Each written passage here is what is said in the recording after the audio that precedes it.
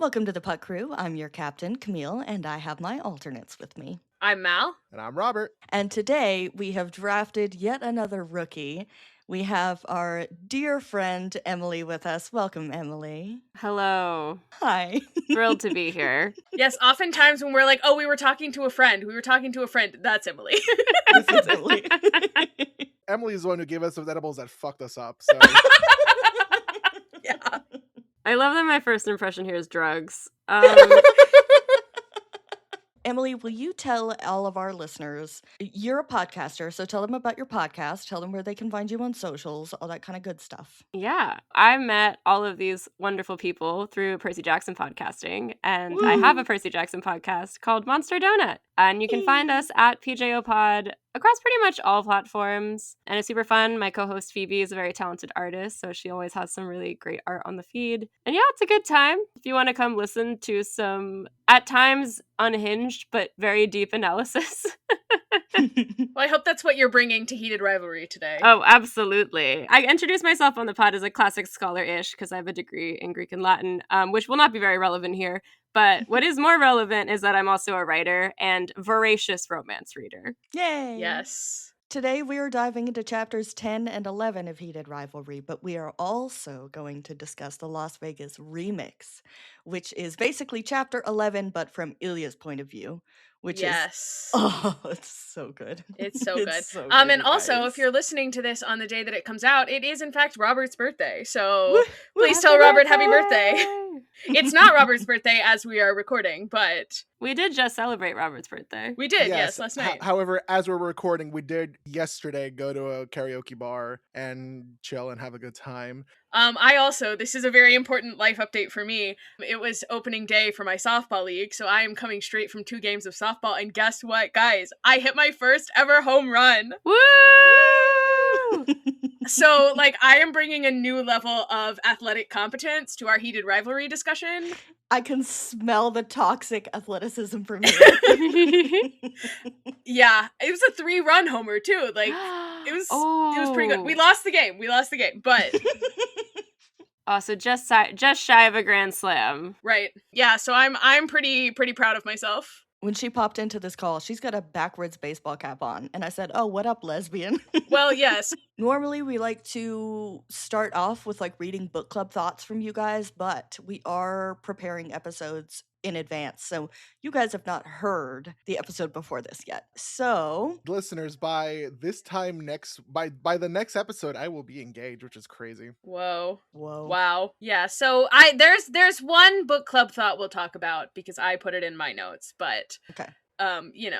We do appreciate them. Chapter 10, February 2014. I don't know how to pronounce it. Sochi, Russia. Sochi. Yeah. Yeah. Sochi, yeah. Russia. I did it. We did it. Shane is approached by Carter Vaughn, parentheses yelling, and Scott Hunter, parentheses not yelling.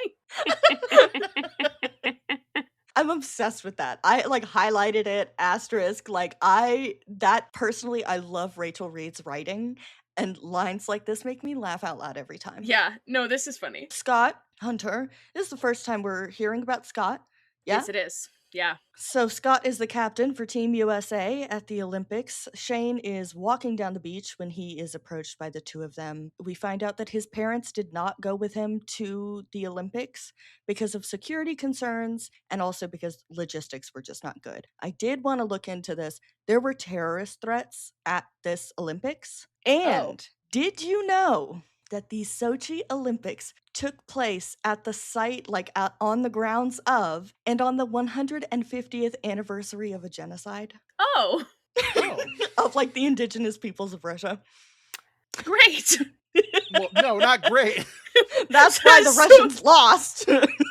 Clearly, they were cursed. Wow. Yep. Yeah, that's a lot to take in. Yeah, I did a little Googling and I was like, oh shit. Okay. All right. Yeah. Also, we get all that information, and then immediately, 3 paragraphs in, we're thinking about Ilya. And it's Rozanov's homeland. It's Yes. we don't even think of Russia as its own thing. We think of it in terms of Ilya. Yeah. I will say, rereading this, my favorite thing ever is the amount that Shane gaslights himself. This Oh is my the part God. of the book I find the most relatable. Wait, say more. No, just the way like his thought patterns go, where I'm just like, it was the part where he's like, I think he and Ilya are gonna hook up for the first time, and he's just thinking to himself like, he's had sex with lots of girls. Well, not lots. Well, 2 blowjobs. I'm paraphrasing, but I was just like, Shane. Yeah. He really is like, I'm super chill. And so first Shane starts thinking about like all of the pressure that must be on Ilya. And then he goes on to thinking about Scott. He does a lot of thinking of how hot Scott and Carter are. This is how Scott is described. I wrote down the quote. Scott was a super nice guy. Carter was nice too, but Scott was like an angel who was really good at playing hockey. He looked like an angel. Blonde hair and blue eyes and built like a Navy SEAL who was also a model and maybe also a firefighter. Shane is super not gay, by the way. Straight men do not describe other straight men like that. See, now I know and believe that, Scott's character has to be described. Obviously, the fucking front cover shows him as a blonde guy, right? But also because I haven't really read Game Changer beyond like the first couple of chapters, because I tried to do the audiobook and then I got turned off really fast. Hearing blonde hair, blue eyes, I'm like, who the fuck are we talking about? What? Who is this? Well, because he's Captain America. Yeah. When you talk about the quote being he looked like an angel, and then Shane describes someone who is like the complete opposite of his own appearance, kind of interesting. Because we've talked about how Shane does not think that he is manly or sexy. Like, he doesn't think of himself that way. He thinks of himself as a child. And we've also, we've had listeners talk about, like, Shane's struggle with internalized homophobia and internalized racism. And this kind of, like, pings on that for me, that internalized racism of Shane being like, this white man with blonde hair and blue eyes looks like an angel. And I'm like, I don't know, man. Shane Hollander looks like an angel to me. Yeah. So then he goes on to talk about Carter Vaughn, who has dark skin and brown eyes, but just as attractive. The difference was that Carter knew he was attractive. He was the kind of guy who took over a room, but in a good way. Everyone liked him. I love this casting of Scott as the girl who doesn't know she's beautiful. And that's what makes her beautiful. Scott hasn't met Kip yet, so he doesn't know that he's hot. When do Scott and Kip meet again? That's 2016? Early 2017. It's like January Early 2017. There we go. Okay. I was gonna say, I had a different reading of the angel line, mostly because I was thinking like, oh, this is fun foreshadowing of like what's to come, I felt like. Okay. Because of, being the titular game changer, where like, it's sort of like Shane doesn't know it yet, but this guy is gonna kind of like help him into the much gay like, guardian angel. Yeah, basically. That's a good point. Interesting etymology fun fact also is angel comes from the Greek word angelos, which means messenger. Scott is a messenger. Ooh. Oh my god. Oh, I like that. That's really cool. So angel stuck out to me there, like in that sense too, where I was just like, oh, because he doesn't, I don't know, it's one of those fun little bits of like, oh, this is actually kind of telling the future. That is fascinating to think about. I'm going to keep that in mind now. Now, when we talk about Carter, I think that Carter gets this energy of like, he knows he's beautiful, everybody likes him, because Carter, compared to the people he's with right now, is the one who is secure in his masculinity and who he is and who he's attracted to. And there are no questions there. He's straight as fuck. Like, he's just like, I'm just here for a good time, and he is kind. He's an ally. Ally Valentina. But he's like, he's a good guy, right? Right. A very supportive guy. And so he gets this energy of like, everybody likes him. So yeah. Then we talk about the rooming situation. Twin beds, our roommates. Shane is rooming with JJ, who we know, and Greg Huff, who plays for the Admirals. I remember like next to nothing about this guy. I just know that he's there in Game Changer. He went to Scott Hunter night. Yes. Yeah. Yes. He's one of Scott's like good friends. Yeah. Carter says something about like he wants to go to like a 4 seasons or something. And I was like, did you guys know that the Canadian hockey team this year at the Olympics spent like 1 or 2 nights in the Olympic Village and then pieced out and went to a 5-star hotel? Because they were like, we needed to be able to sleep well and really focus on winning. And I'm like, that's some privileged ass bullshit that a millionaire can say. Like, I don't like that. I don't like that one bit. So Shane starts bringing up the men's figure skating. He does mention there's someone that he knows a friend of his. Who is a speed skater, who is gay. Yes. But not a figure skater. Right. And so Carter brings up the fact that they're brave to be here, the figure skaters. And then Scott is like, what the fuck are you talking about? And Carter kind of looks around to make sure nobody's listening, which again, reminder, it is illegal in Russia for gay propaganda, and part of gay propaganda is being out and also talking about it. So them having this discussion could get them arrested. These are things that could get them arrested. Right. It's interesting to me because for a second, I was like, why is it that Carter is the one who knows this and the other two don't? But then I was like, because Scott and Shane are probably so I'm not gay, I'm not gay, not gay, not gay, that they avoid learning anything about it, associating with it in any way. They got to keep it away. That is a lot of, from what I remember from the show, a lot of even expressing opinions about it. They felt like they couldn't to other people. Yeah, they're definitely afraid to Google gay. I gotta reread Game Changer because I can't remember at this point if this is when Scott is basically spending his summers hooking up with random men in Europe, where he's not recognized. And is basically I know that I'm gay, but this is not something that I can do and have hockey at the same time. And so he's just kind of I'll sleep with men in the summers where I can be anonymous about it. And then I guess maybe when I retire, we can explore. There will be no homosexual activity during the season, though. And so he's just no, full block. Can't. Yeah. No. Yeah. And I get that paranoia of is anyone going to be looking at my phone or my Google history or whatever, So you just avoid it at all costs. I'm just now picturing a young Shane Hollander Googling gay question mark and then being wait, and then just backspace. Yeah, no. Young Shane Hollander doing the am I gay quiz on the family computer. Yeah. I think it's also a different thing to know something intellectually, but it's far away from you and not something you really have to think about. Right. And I can also see this being kind of the first time they really have to actually think about it and what it means, because they're in a place where now there could be consequences. I have a Russian friend who's also a writer, and there was at one point where we were talking about stuff and she was like, oh yeah, I would love to write a gay book, but then I wouldn't be able to go home. And that was the moment for me where I was like, oh, wait, this is real. Because I just hadn't really ever had to think about it in terms of someone I actually know. Yeah, it's very serious, really serious. Yeah. So, Carter's talking about how brave they are because of the gay thing. And he says some of these guys are risking their lives for real here. And Scott says, right, and then looks out at the ocean. Yeah. Carter, the gaydar is not working here because you are having this conversation with two gay men. Shane knows about, the homosexuality laws, but he's trying not to think too much about it. And he's thinking about his friend named Dev, who's a speed skater, and he trained with him in Ottawa. And he is gay, and he wonders if Dev is terrified. And Dev is also the name of Camille's cat, and so Camille, I need to know, is your cat gay? Dev! Dev! Oh, and also maybe is he a speed skater? He's right here, hold on. Hey Dev, are you gay? He's asleep, so I don't think he's gonna answer.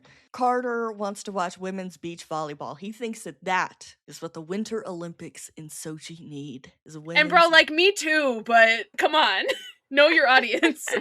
I know. I was like, this is a wrong audience, my guy. Fellas, women, right? Am I right? Right, fellas, right? The boobs, right? And they're like, yeah. But totally. Also, if you can enjoy women's hockey, I'm just saying. Shane starts to worry about Ilya because he's like, no, I'm still on my gay bullshit. I'm really worried about this guy. And I was thinking about how Shane, he's like, Ilya can handle this, right? He's trying to talk himself down from this panic attack about Ilya because he doesn't even think about himself in that moment. He's like, oh my God, is Ilya okay? For me too, it was just, again, Shane being anxious, me finding relatable. It was just him being like, oh wow, Ilya must be going through a lot. Ilya must be in jail. Shane to me, there's no doubt in my mind that this man is in jail right now because there's no way he's not getting caught. No, but the funny thing is, Ilya goes to Russia every summer. Ilya knows how to exist in Russia. This doesn't even really need to be a concern, but he's just he's in jail.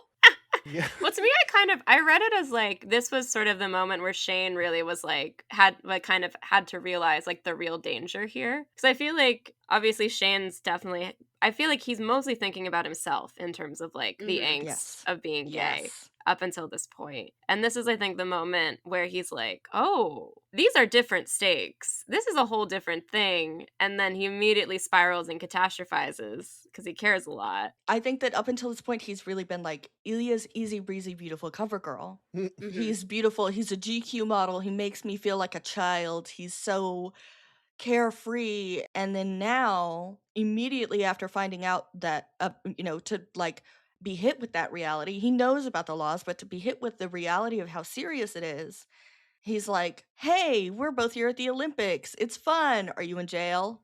Like, in his head is he's like, oh, fuck. The text of all time, the text word for word is just having a good time, question mark. And I'm like, yeah, no, that definitely reads anxious bitch. That's what I wrote in the margins next to this. Because are you having a good time can also encompass, are you in jail?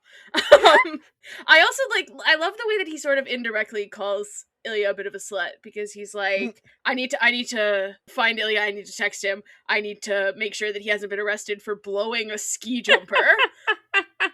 We now cut to Ilya's POV, and it starts with, quote, the Olympics were bullshit. He's been on edge all week. It's been days of smiling for the media and mingling with the government officials. And this was where I started to think about a lot of people I have seen on social media are like, ew, this romanticizes Russia. And I'm like, it really fucking doesn't if you paid attention. There's nothing romantic about Russia. I think because it mentions Russia. Having a romantic Russian hero does not romanticize Russia. We have a real problem with treating people who are from countries who do problematic things as like they are actively participating in said problematic things rather than like the victim of their own government. And maybe I just say that as an American who is like desperately trying not to be associated with our government. But I think just because you have a character who is like from a certain culture, and like Ilya obviously cares a lot about his Russian culture, like he eats Russian food, and like that's not the same as like supporting the Russian government and like romanticizing Russia, like they're completely different things. And I think that's very clear in this bit of the book where he's like talking about how he doesn't want to meet all these people who support the country's leader without question and like expect him to do the same. Like, yeah, he doesn't want to talk to these people. Like, he's not enjoying himself. He doesn't even have time to focus on hockey, and like that's showing in their performance. It's mentioned that Ilya hasn't had any time to enjoy himself. He barely had time to focus on his game, and it showed. I think that this is a great example of Ilya's depression getting in the way of his career. I think that when he is in Russia, when he is under his father's thumb, he can't think straight, right? And I want to keep in mind as we go into these scenes with Shane and Ilya, the context that we have, and we can talk about it in a bit when we get there, but just keep in mind the absolute fear. He can't even think straight. Like, he is terrified. He's very scared. He doesn't want to be there. And they are also out of the running for a medal, and Ilya just wants to go home. So he has started thinking of Boston as home. I guess now that he has that freedom, home is just where he wants to be, and he doesn't want to be here. Now, he has to go to a fancy gala, and his father is going to be there. Grigory, by the way, we will clarify because we've received this comment a million times. We made a mistake. We called him Grigorievich. Grigorievich means son of Gregory. So and it's Ilya's his father is Grigory, yes. So his father has only spoken to him this week to let him know how disappointed he is. Well, yeah, that's fucking devastating. Yeah. But then now he's like, oh, you let Russia down, blah, blah, blah. And now he's going to take Ilya to this gala and be like, look at my son who's so successful and and rich. And his family really only uses him for clout and to like gain whatever respect they can for his status. And take his money, and especially Polina, his stepmother, she has an actual role in the book. Is that she wants money too. But I was very struck. Okay, so Ilya wishes he were brave enough to refuse to go. And I'm like, you will get there, but you are so young still. I really like that we get this scene, though. I think this is really the first time in the book. Correct me if I'm wrong. Is this the first time in the book we actually get to meet Ilya's dad? Yes. Yes. Because in the show, there's the scene of him at the draft, but that's Yeah. not in the book. Correct. In the show, you really have to set it up sooner because you need to understand as a viewer. Yeah. However, I will say, I was very struck by the fact that Ilya describes his father as being almost 50 years older than him, which is like not how you talk about your parents' age. I don't look at my mom and go, she's like 30 years older than me. And it really showed that disconnect between family, father, and this man. Yeah, that's a very good point, because I'm like, I've never heard anyone talk about like, oh, my dad is 50 years X older years than me, older as than me, opposed to like, my dad is in his 70s. Like, I Right. did write in the margins just because I thought it was weird how it was said. I'm like, yes, your dad is 50 years older than you, as dads sometimes are. 50 is a pretty Yeah. pretty up there. That's And I and it wonder sounds like it was a if- pretty big age gap also between him Yeah. and the mom. yeah, that's Oh, what I was yeah. gonna say. I wonder Yes. if we're also supposed to wonder, and then how much older than you was your mom? It's known that Ilya's mother and his stepmother are both very young. Yeah. And Right. compared to his father, and he's like, yeah, my father has a taste for younger women, and he doesn't treat them well. There's a line that says that Ilya stands there while his father is raking his eyes over him, and it says that Ilya stood there like a trembling child who was awaiting punishment. Brother. Yeah. He also says, like, there's literally nothing wrong with what he's wearing. His tuxedo is perfect. His bow tie is impeccable. He even has, like, given himself the closest shave he's had in years. He's like, but he's going to find something. And the thing that he lands on is, you need a haircut. Which Mal agrees with. I'm anti-man bun. I'm anti-man bun. Anytime I read that, like, their hair is tied back, I'm like, respectfully, no, it's not. Yeah, I'm not gonna lie. The long game Shane man bun is not that's not canon to me. No, absolutely not. I was about to ask because you guys had mentioned something about a man bun when we were doing our little 2 truths and a lie for season 2 predictions. And I know it's not the exact same thing, but like this procked me and I'm like, man bun. And I'm like, ew, man bun. I mean, okay, I think some men can rock it. I don't know if these are the men. I think Connor Story could, because Connor Story looks beautiful with long hair. No, like you're right. in Riley. You're right. Oh God, where do I start? So many thoughts. This is the part where I get big brained. Okay. Hell yeah. So I reread the whole of Heated Rivalry up until these chapters to prep. And the thing I thought was really interesting, like listening to this scene in particular, is I realized this is the first time, like we've spent the entire book up until this point, like in Shane's home turf, like in Canada, in his country. Yeah. And this is the first time we're going to Ilya's actual home turf, not Boston, but like where he grew up. And I also, like, there's just such a marked shift also at this point. Like, I think you mentioned, like, how, like, scared Ilya is. And, like, the way he is around his dad, he feels, like, very childish. And I sort of was listening to it, and it occurred to me at this point, like, we're kind of getting a big reversal, kind of, in the Ilya-Shane dynamic in these chapters. Which actually kind of follows all the way through, that I thought was really interesting, where suddenly it's Ilya that's kind of put in the position where he's second guessing everything, and he's starting to have what sound more like Shane's thoughts than like his own, or the ones that are more like in his voice. It's very interesting because in these chapters, we do for the first time have Ilya being like, I want to hold him. I want to kiss him all day long. I want him to hold me. I want to grab him and hug him. And we have not had that yet. There is a big shift here that Ilya's like, I want to hold him. I want him to hold me. I want comfort. Yeah, and it occurred to me, there's a moment, I think, in the scene with the dad where I think that's when he gets Shane's text. Where he's like had this kind of emotionally intense scene with his dad, and Shane just texts him like having a good time. And I was like, that actually sounds like something that would happen to Shane from Ilya, like in a different situation in this book. Ilya definitely took psychic damage because he's having like literally the worst time, and Shane's like, you having fun? And I'll follow this thread a bit more when we kind of talk more about like the rest of what happens, but that was sort of big brain thought number one. You were talking about being on Shane's home turf, and I think the big difference between Shane and Ilya's home turf is that Shane's home turf is described by Ilya as being Shane Hollander mania. Ottawa is Shane Hollander mania. He and his freckles are everywhere. And then you go to Russia, and when you hear from Shane's perspective, we don't get that. there are no posters of Ilya. Nobody's talking about him. He's not watching TV and hearing them talk about how great Ilya Rozanov is. He is thinking, is he in jail? Yeah. Is he okay? He's scared for him. And so there is no home ice advantage for Ilya in Russia. When Shane is in Canada, when he's in Montreal, when he's in Ottawa, he's got the home ice advantage. Ilya doesn't have that, except for in Boston, where people love him, you know? So that also could be another reason why he thinks of Boston as home, because that's where people love him.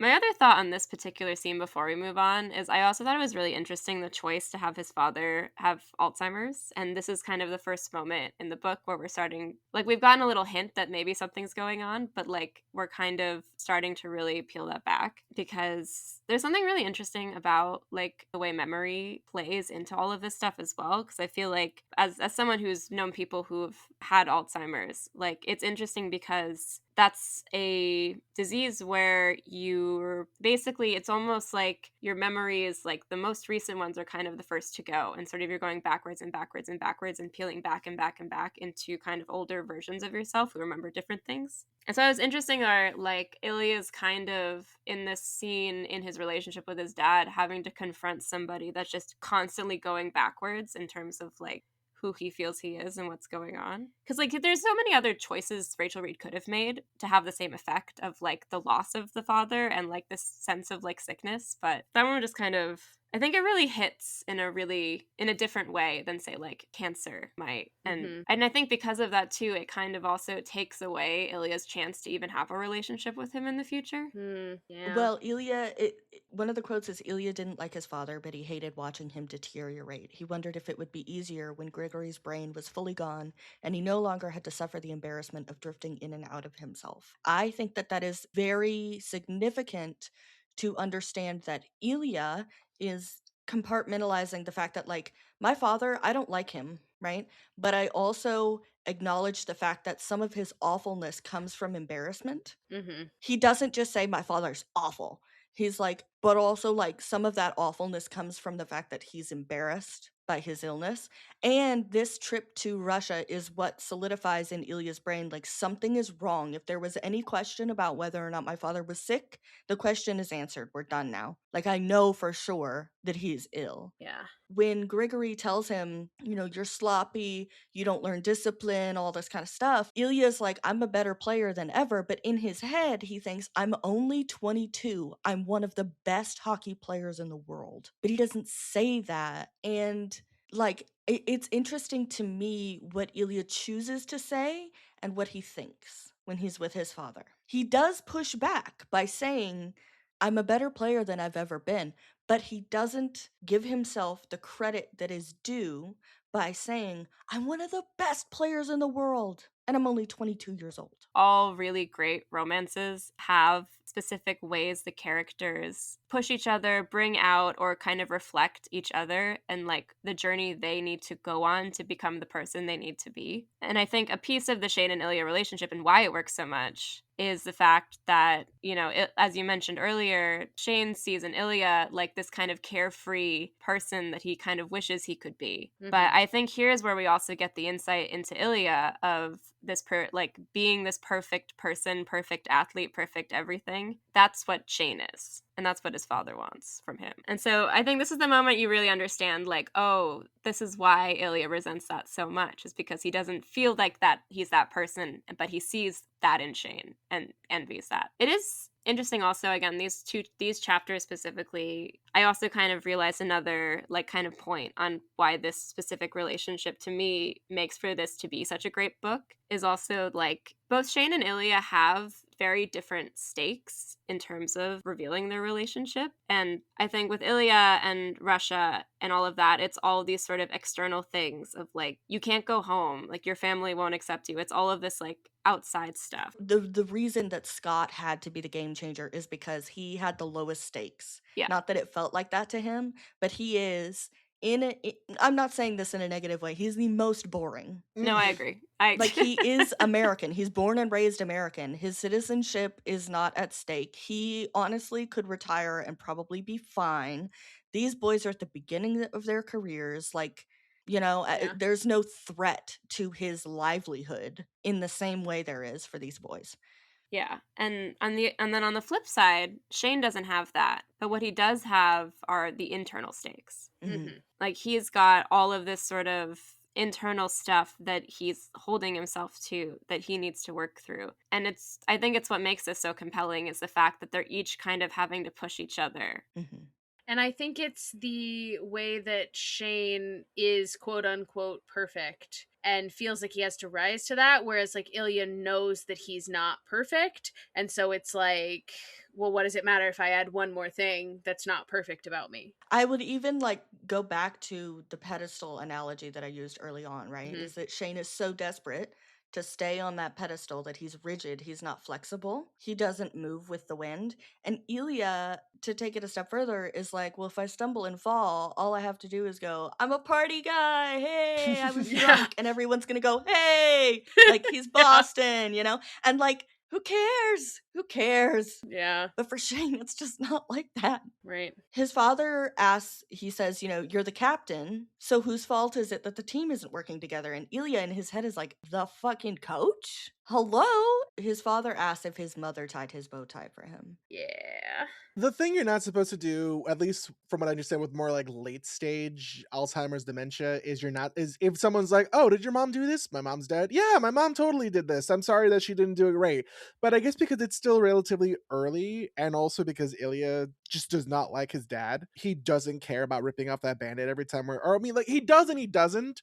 Ripping off that band-aid every time being like, mom's dead. And his dad I has think that this reaction. is very new. Yeah, and that also may not be something that he knows. Like, I think if you're not necessarily, like, because this is also the first time that he's realizing, like, okay, there for Something's sure very is wrong. a problem. And I think, you know, you don't like, he probably hasn't done the Googling the way that Shane probably would have from sort of the onset. Like, I think he kind of lives in the moment. Like, I think after this, he would perhaps start to look into things and learn, like, you're supposed to kind of go along with their version of reality. But, like, at this point, it's so new that he probably one doesn't thing know. about the other Rozanov men is that they are very proud. They are very prideful. And so if you think that Grigory Rozanov is going to go to memory care or a doctor, Right. you're a fucking, like, come on. No way. Yeah. No You're way. crazy. I mean, it is a deeply vulnerable process. Yes. Like, again, I have loved ones in my life who have been going through it / have gone through something like this. And it's terrifying to be the person going through it. It's terrifying to realize you can't trust yourself anymore. That ends up getting expressed in a lot of ways that are often, one of the symptoms is like, if they start acting really out of character, it just does things to you. And Ilya has to remind his father that his mother is dead and that they're going to the gala, and he, you know, and his father, you know, comes back to him and he's like, I know. And anger is a big part of Alzheimer's and memory loss, anger issues. That is also like a very early sign, is anger issues. And Ilya has the thought that we talked about earlier about how he doesn't know if it'll be better when his father like loses it entirely. And he has so much just empathy for his father, which I really respect. He's like, it's like, I know like this man is awful to me, but also he's my father. He even recognizes like he's being awful and it's so hard to feel sorry for him, but like I still do. This is the moment where he gets the text from Shane. Yeah. Fantastic time to get the text of all time. The line is, he really did not need Shane's stupid Hollander to be trying to make contact. Not here, not now. I think those two last are very important, because it's not that he doesn't want Shane Hollander to try to make contact. It's not that he's like, ooh, don't make contact with me. It's not here, not now. This is Ilya's first, not here, not now. Rather, I was about to point out how this is like a parallel to the shower scene when they first hooked up. Oh, and we'll get into that. Yeah. I have thoughts. Again, I'm saying there is a role reversal here. Also, I think Ilya thinking to himself, like, not Shane fucking Hollander, like, coming in. I was like, that sounds like a Shane thought. Yeah. Like, that's something Shane thinks Hollander, pretty much every time Ilya texts him in this book. Like, this fucking guy. This fucking guy, yeah. Meanwhile, Ilya's kind of more the one that's always just like, like... He's like, here I come. Chaos demon. Yeah. But not here. So then we go to Shane's POV, and he finds Ilya at the top of the lower bowl of seating at the Sweden/Finland game. Can I just say, the top of the lower bowl, brother, that's like everybody can see you. No, that's like the main loop. Yeah. I'm like, everybody can see you at the top of the lower bowl, brother. Ugh. And despite the fact that Shane had all this anxiety of like, oh god, Ilya's gonna be in prison for having sex with dudes. Oh god, am I gonna be in prison for having sex with dudes? Like, this is so. He throws a lot of that out the window, I guess, to try and comfort Ilya. Like, he will work through any anxiety he has, whatever, if it means, hey, Ilya, how you doing? Which, again, not situationship behavior. How did these fuckers not realize they liked each other for so long? Shane, like I've said before, Shane is a big gestures guy. Mm-hmm. He's a big gestures guy. He's always going to make a big gesture. And this is one of those first steps into a gesture, right? Is he constantly is telling people like, I don't know, we don't really talk. We're not friends. And I'm like, people who don't talk and are not friends don't go check on each other in front of other people. No one seeing them is kind of the thing I can't believe. I don't think it's that no one sees them. I think that is specifically part of why Ilya is so icy. Ilya says, not here. And Shane's like, I just wanted to see how you were doing. And this quote is devastating. It says, Shane frowned. Rozanov looked exhausted. He had dark rings under his eyes and his face was very pale. But the most noticeable and alarming change was in his eyes. The playful spark that always made Rozanov's hazel eyes dance was just gone. Extinguished. Ugh. I think he's been allowed to leave and grow and like become a different person, and now he's kind of being forced back into that. This is one of my favorite passages. The next one is, you didn't answer my text, and I thought, suddenly all the ways that Shane might finish that sentence seemed stupid. I thought you were in danger. I thought you were in jail. I thought you were sad. Yeah. And then Ilya hits him, no, I didn't answer your boring text. Now will you go? Which, yeah, again, for me, calls back instantly. Not everything's about you, Hollander. Yeah. Mm-hmm. We got a comment on YouTube, and this is my one book club comment that I want to contribute for this week. From Rima859, who said, you know, in episode 1, Shane says, not here, and Ilya immediately stops what they're doing. Not here, we're not having sex in the shower. But then Ilya has to say it like 5 separate times before Shane finally leaves. Like, Shane does not respect his boundaries here. Because he does not here, and then he says, fine, go sit down. And then he says, we're not anything, not here, Hollander. Please go. And then, no, I didn't answer your boring text. Now will you go? Like, he has to be an asshole to Shane. Like, he has to call his text boring. He has to kind of end the conversation in order for Shane to get it, to recognize that, like, I am being serious. And, like, you need to respect this boundary that I am putting up. I don't know that I agree with, like, the consent aspect of it. I wouldn't compare it to consent in the sexual situation. Yeah, it is a little different because this is not a sexual situation. I don't think that this isn't, Shane is not forcing something unwanted on Ilya. To me, it seems like he's not taking Ilya's refusal seriously. What I'll say is I think that this is a great example of Rachel talking about how they communicate really well when it's sex. Mm-hmm. They do not communicate well when it's not sex. When it's something other than that, the communication falls. They don't understand. And Shane, multiple times in these chapters, broaches a topic that Ilya doesn't want to talk about. But it's not that, I mean, from Ilya's perspective of this moment, we know that Ilya wants to stand up and grab him and hug him and smell him and just envelop himself in him. And so the reason he's so adamantly pushing back is because he's like, I will cave. I swear to God I will. Don't threaten me with a good time. Like, I love a cuddle. All he wants to do is be held by Shane. Yeah. I mean, I think it's also kind of establishing the Shane reaches out, Ilya pushes him away, and then Shane doesn't reach out again. Yes. Kind of vibe that they get going. And that also, you know, the autism plays into that. Yeah. So he's like, okay, this is not something that we do. Like, this is, we don't talk. Right. But I think this is the moment where everything is really changing for Ilya. Because Ilya is admitting in his head, like, I just want to hold him. I want to be held. I want to be with him near. Yeah, I want to be with him. I want to be near him. And he's not thought that at all. And so this is the moment where things change for him. And also, so I think that's just the reason why I have an issue with saying that this is an issue of consent. I don't think that it is. I think that this is a communication problem, not a consent issue. Yeah. Yeah, because Shane's not. He's just trying to talk to him. Right. Yeah, I mean it's not the same, because if it had been a not here in like a sexual situation and Shane didn't respect that, like that would have been sure? a whole other thing. Like that, but that would have been a different book. Yeah, I mean, I think you're very right about their communication breaks down when it's not about sex. Rozanov was being an asshole, which was nothing new, but he didn't seem to mean it. Again, I think that's why Shane is pushing. He's like, I don't think he means it. In fact, Shane would bet that Rozanov would actually really like him to stay. He looked like he could use a hug. But obviously, Shane wasn't going to hug him here. I had written in the margins for this little section, that Ilya reads Shane like a book, and Shane has difficulties like reading some of Ilya's emotional, like outer emotions. Because it's in Cyrillic. Yeah. Yeah. And I mean, they've been hooking up for like 4 years at this point, so like they've picked up some stuff. Which I'm glad we don't have like a section stopping the narrative being like, oh, after 4 years of fucking, I'm starting to understand Ilya more. Like, no, it's just Ilya. It's just Shane instantly picking up on Ilya's emotions, and like narratively it makes sense. They've known each other. They've been sleeping with each other for 4 years. Introduce that flow. Yeah. Weave it into the braid of the story that we're telling. Yeah.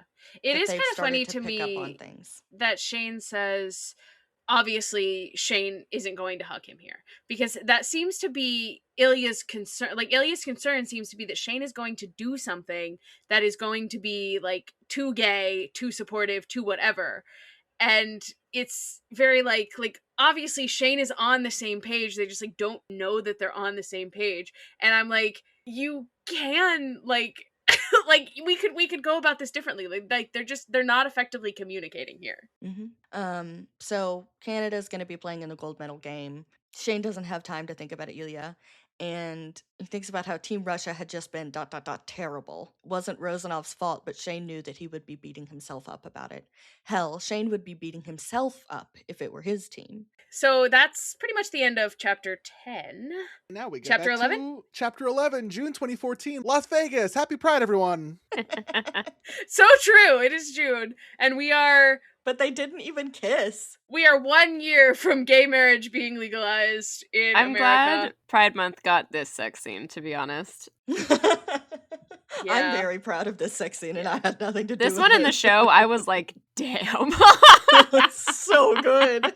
No, this one, like, I was like, oh, this is almost doing something for me, and that's... I did see someone draw this scene, but they're women. I texted Camille, and I was like, Camille, my soul has left my body. Something LGBT happened to you there. This sex scene is so incredibly adapted. Oh, good on Jacob Tierney for not being like, the sex scenes I can change up because they're just sex scenes. He was like, no, we're sticking true. I do like the dialogue changes. Shane and Ilya. Now, I will say we are not going to talk about the remix and Shane's POV at the same time. We're going to talk about the remix after we talk about chapter 11, so stick with us. Vegas, Shane and Ilya have been asked to present the most sportsmanlike award at the NHL Awards because that's cute, and Ilya's nowhere to be found. Shane is about to go on stage. They're supposed to go out together, and Ilya's nowhere to be found. Can I say the stupid joke that I wrote in my margins? Yes, Sure. Please. Ilya Rozanov, where are you?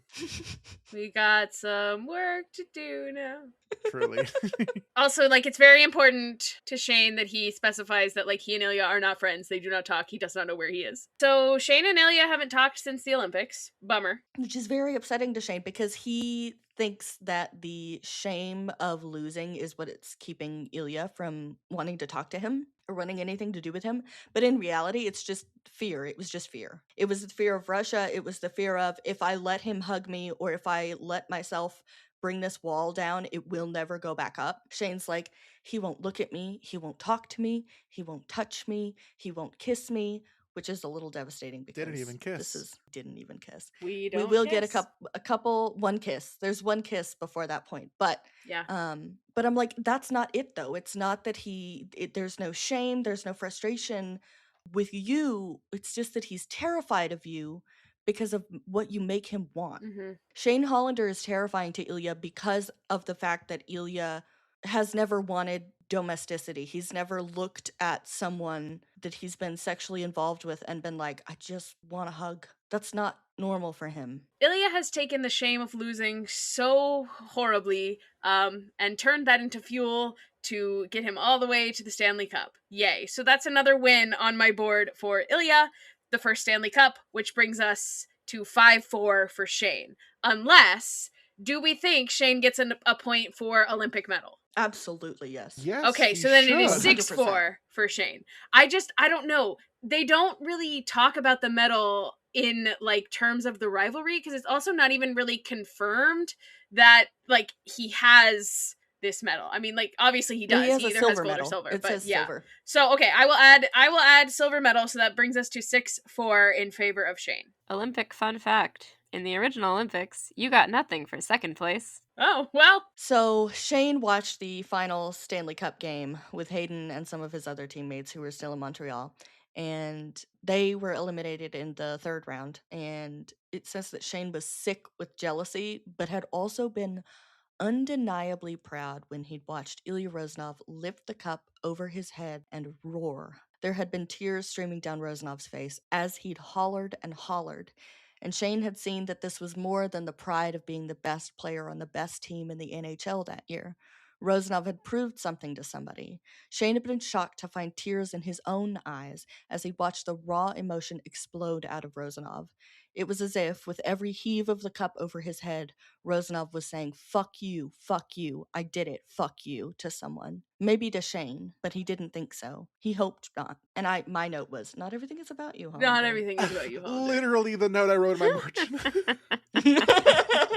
No, and like that's an important reminder to all of us. I think sometimes you're just like, wow, this is about me. No, it's not. But I do love that Shane, that's not his first thought. His first thought is, again, like he is understanding Ilya better, right? Like he's understanding that it seems like Ilya's feeling like he's proved something to somebody. And also he says he'd been undeniably proud. I was thinking about how to feel pride, you have to feel some sort of ownership or stake in something. And so that shift of like, yes, I'm jealous, but I'm also proud.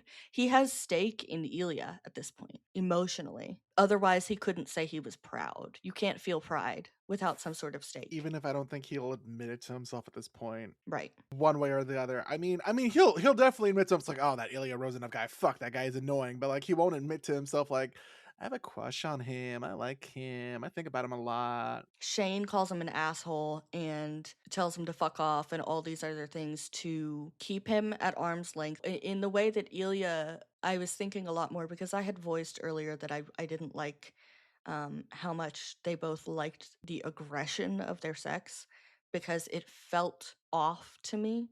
And I think I'm realizing what it is about it that I don't like is that they like it that way because they can emotionally distance themselves. And there's a point in this upcoming sex scene where Ilya literally wants him to be angrier because he's trying to pull himself back. He's trying to make sure that emotion, he keeps it at bay. He's trying to make sure it stays physical. And if he's angry at him, they can't be soft, right? So, yeah. And also, I think they just like it a little rough. Which who among absolutely. us doesn't?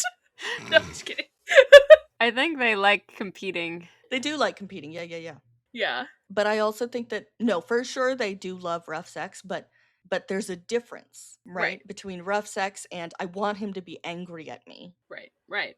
So, I mean, I think Ilya knows what to do with anger. He doesn't know what to do with, like, actual tender human emotion because my boy is repressed. He is so far gone for Shane that he's always just like, you're beautiful, no matter what they're doing, right? Having the most rough sex in the world, he's like, you're beautiful. You're my beloved, you know? Okay.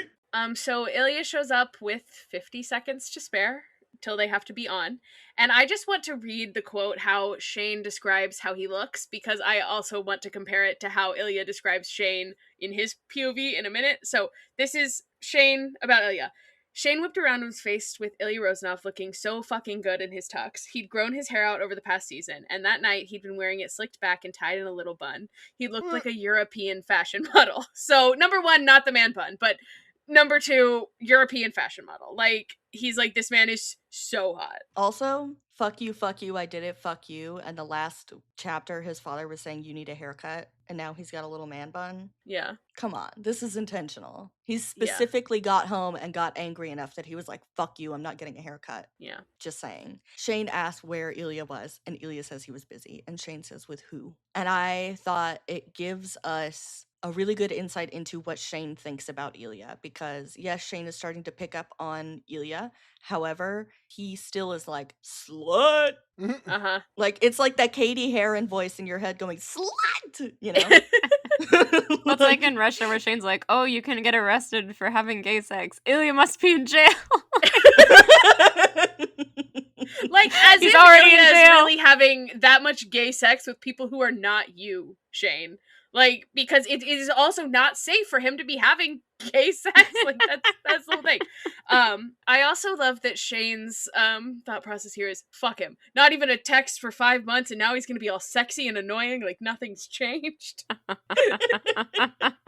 He locked in. No time for haircuts or cute boys. And they go out onto stage to present their award. It's almost line for line. Yeah. In, like the show, and they take their selfie because Ilya says, when will this ever happen again, right? The way that Ilya touches his neck as he's moving his hand, I'm like, I don't blame Shane for having an absolute meltdown. Yeah. Oh, yeah. That's valid. That's valid. Okay, calm down. Yeah, Mel. in the show, it's almost like a butt grab, but no, the book, I think, is perfectly effective, the neck grab, because Shane gasps. Yeah. Like, you're on stage in front of Can you imagine everyone. the microphone picking that up? And it's just Shane Hollander going, gasp. So Shane runs off to the bathroom and leaves the door unlocked. Like, at least pretend that you're not desperate. No. At least make him knock. Peak bottom behavior. No, I'm all for this. He's like, shaving a haircut because you need it. But the fact that it isn't even 30 seconds later that Ilya shows up is like, it's almost like Ilya wants to play games, but he can't help it. Now that he's near Shane again, he's just like, I have to capitalize on this. I have to get as much time with him as I can. I can't even play games. I'm following him straight to the bathroom. Ugh, I love it.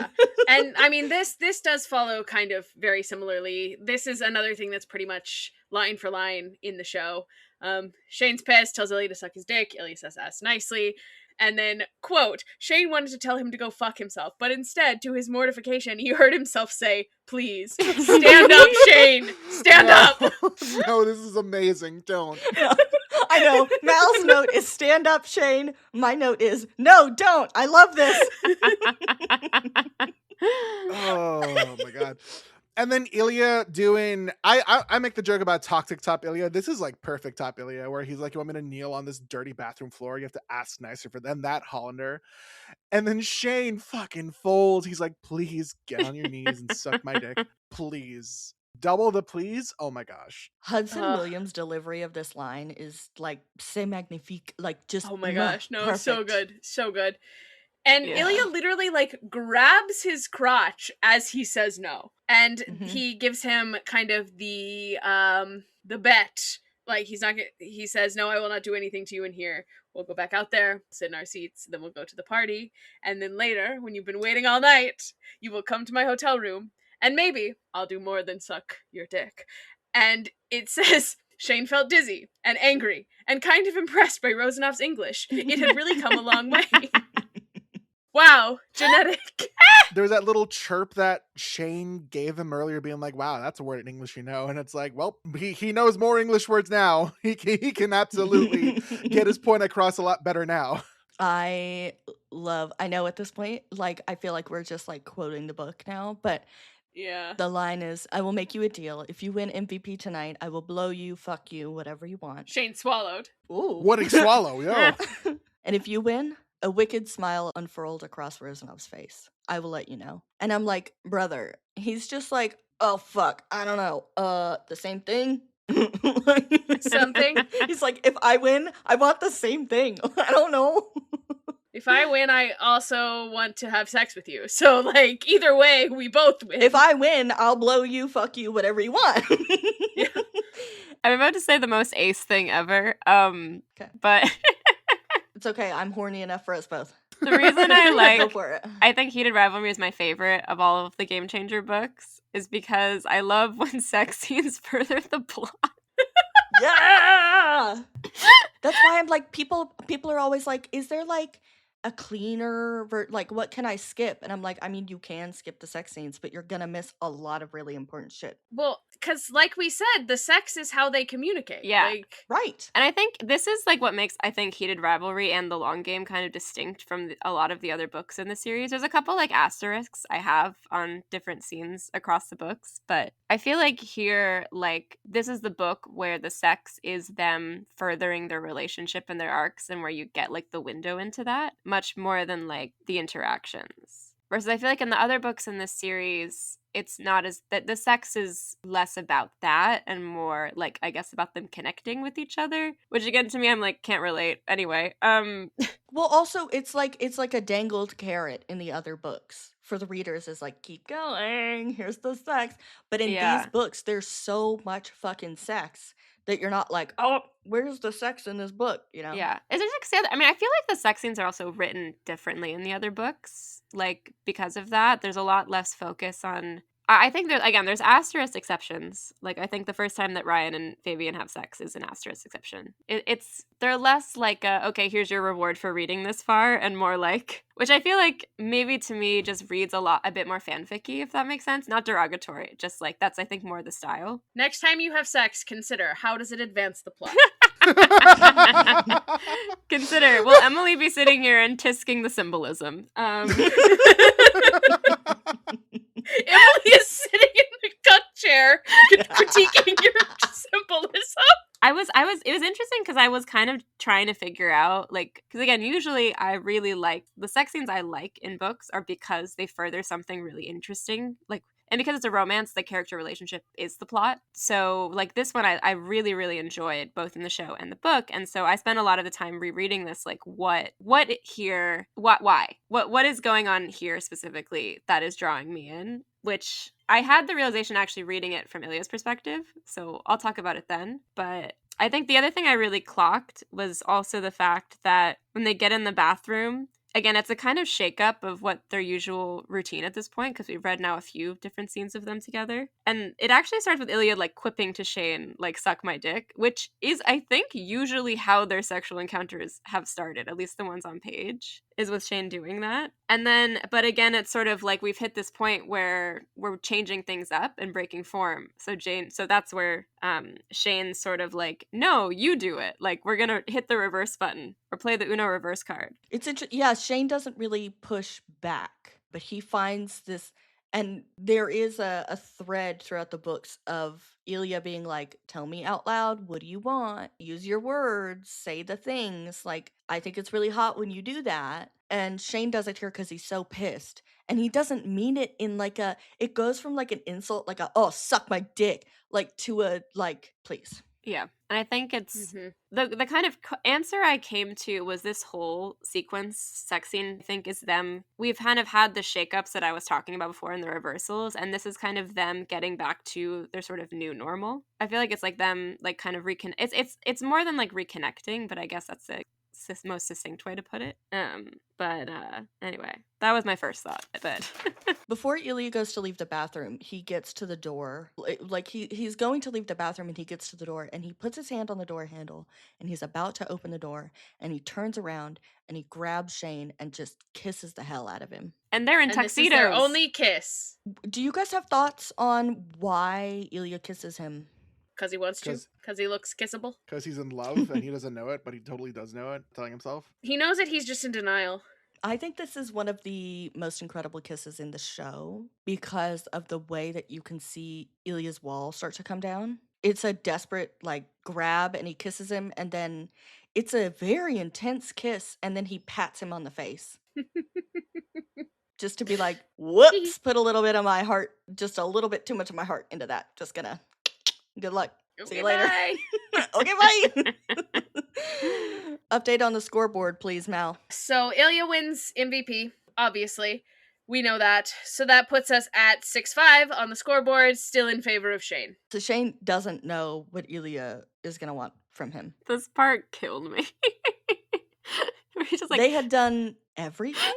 Shane was pretty sure that they'd done everything at this point. Blowjobs? Check. Handjobs? Of course. Fucking? Yes. But only with Shane bottoming.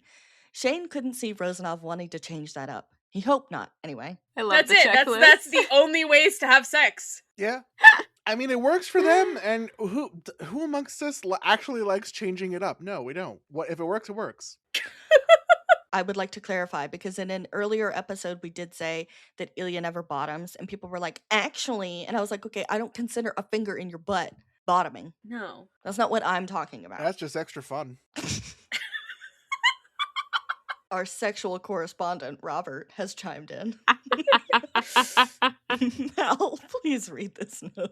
Mel, now it's time for you to share your gay opinion. My gay opinion is that when Shane is like, we've done all the sex, I'm like, brother, there are things you have not tried yet. Please have some imagination. I feel like what I was sort of getting at before too is like, I think the reason why like a lot of Shane's internal monologue resonates with me as well is because I feel like when I was reading this, I've had moments where I was like, I feel like it is a valid read of Shane to be Demi. Mm-hmm. Okay, yeah. And that's when I was talking about the gaslighting, I was also specifically thinking about that because, like, for me, it's like, it's hard to explain, but sometimes I forget sex exists. Yeah. Like, genuinely. And then I, like, get reminded and I'm like, oh, right. And I get that vibe from Shane sometimes.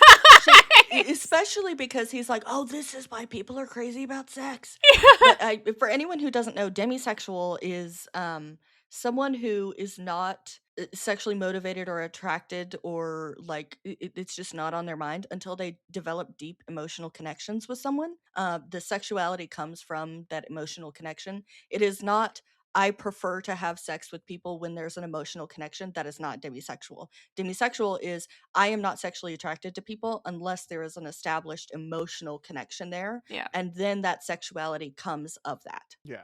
Just for clarity for anyone who doesn't know what that is.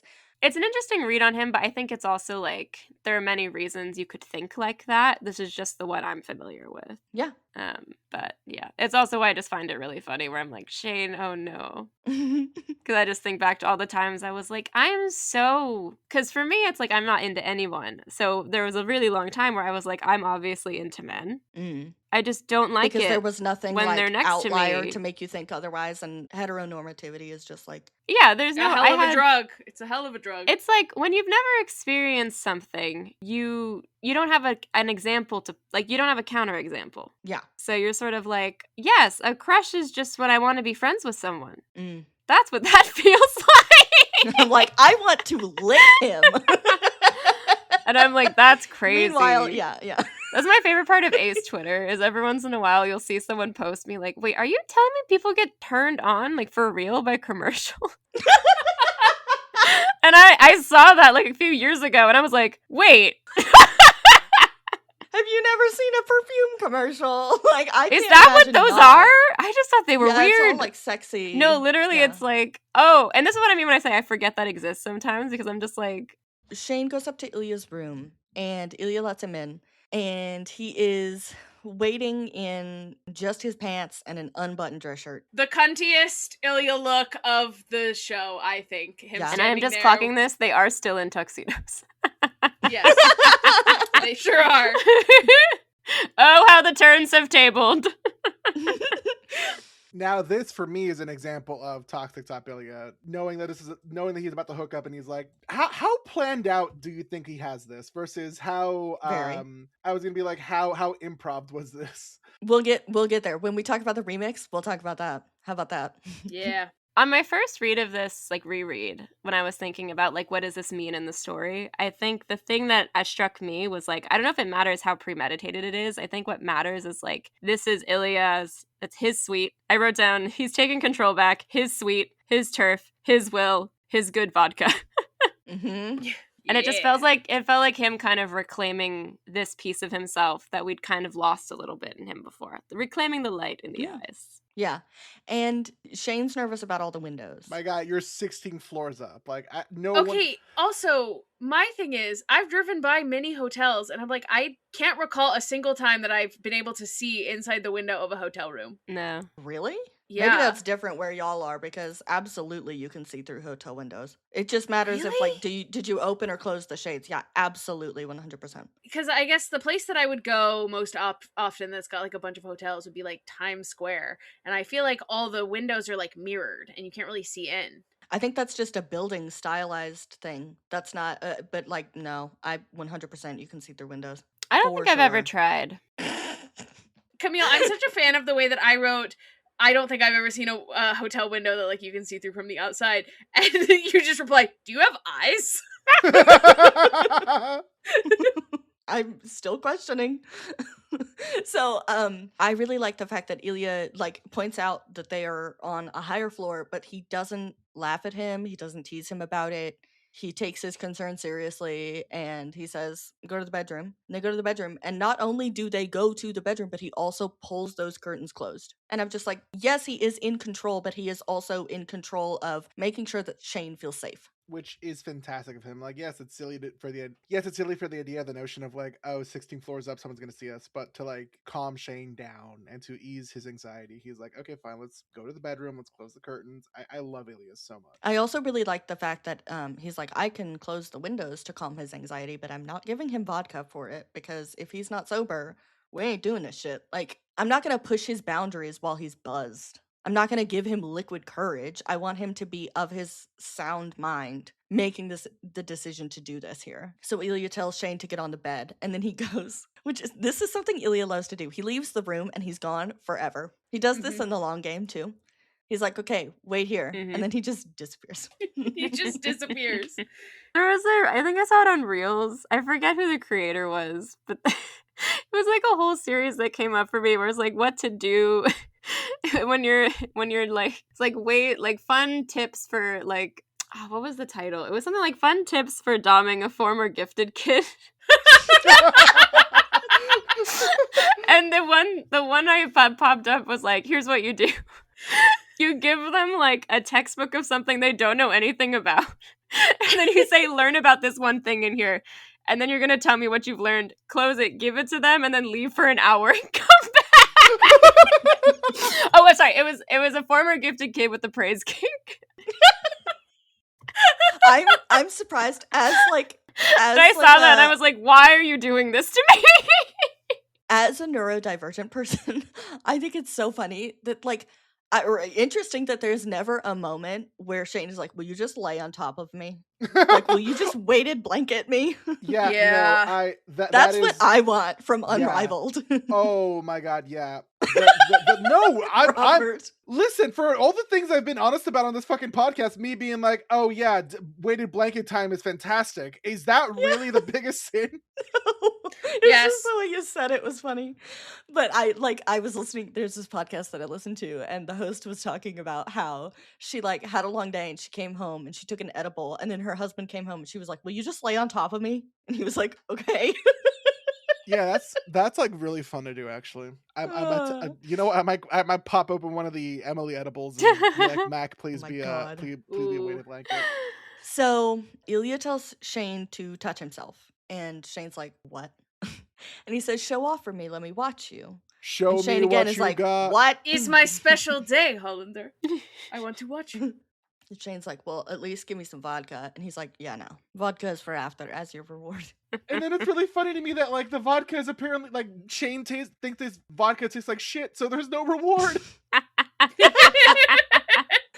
And so Ilya tells him to close his eyes and pretend like he's alone. And he's like, just like put on a show, basically. And this is it's just so, again, the consent king Ilya Rozanov is like, this is chill, this is normal. People do this. It's fine. You're totally safe to do this. Like, you're all good.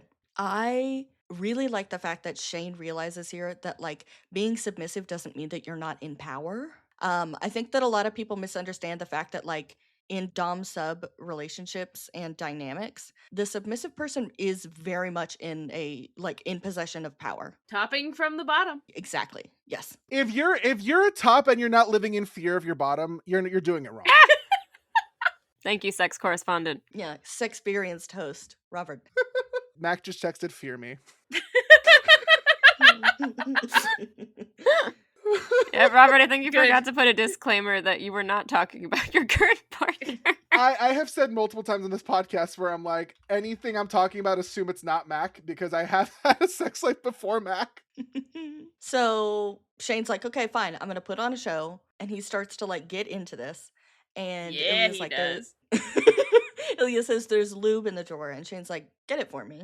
And Ilya is losing control. He was very much like, I'm in control. This is my room, my vodka, you know, all the stuff that Emily was just saying, except for the fact that like Ilya totally loses control of this. Oh yeah. Oh yeah. Way out of his hands. Shane's like, get the lube.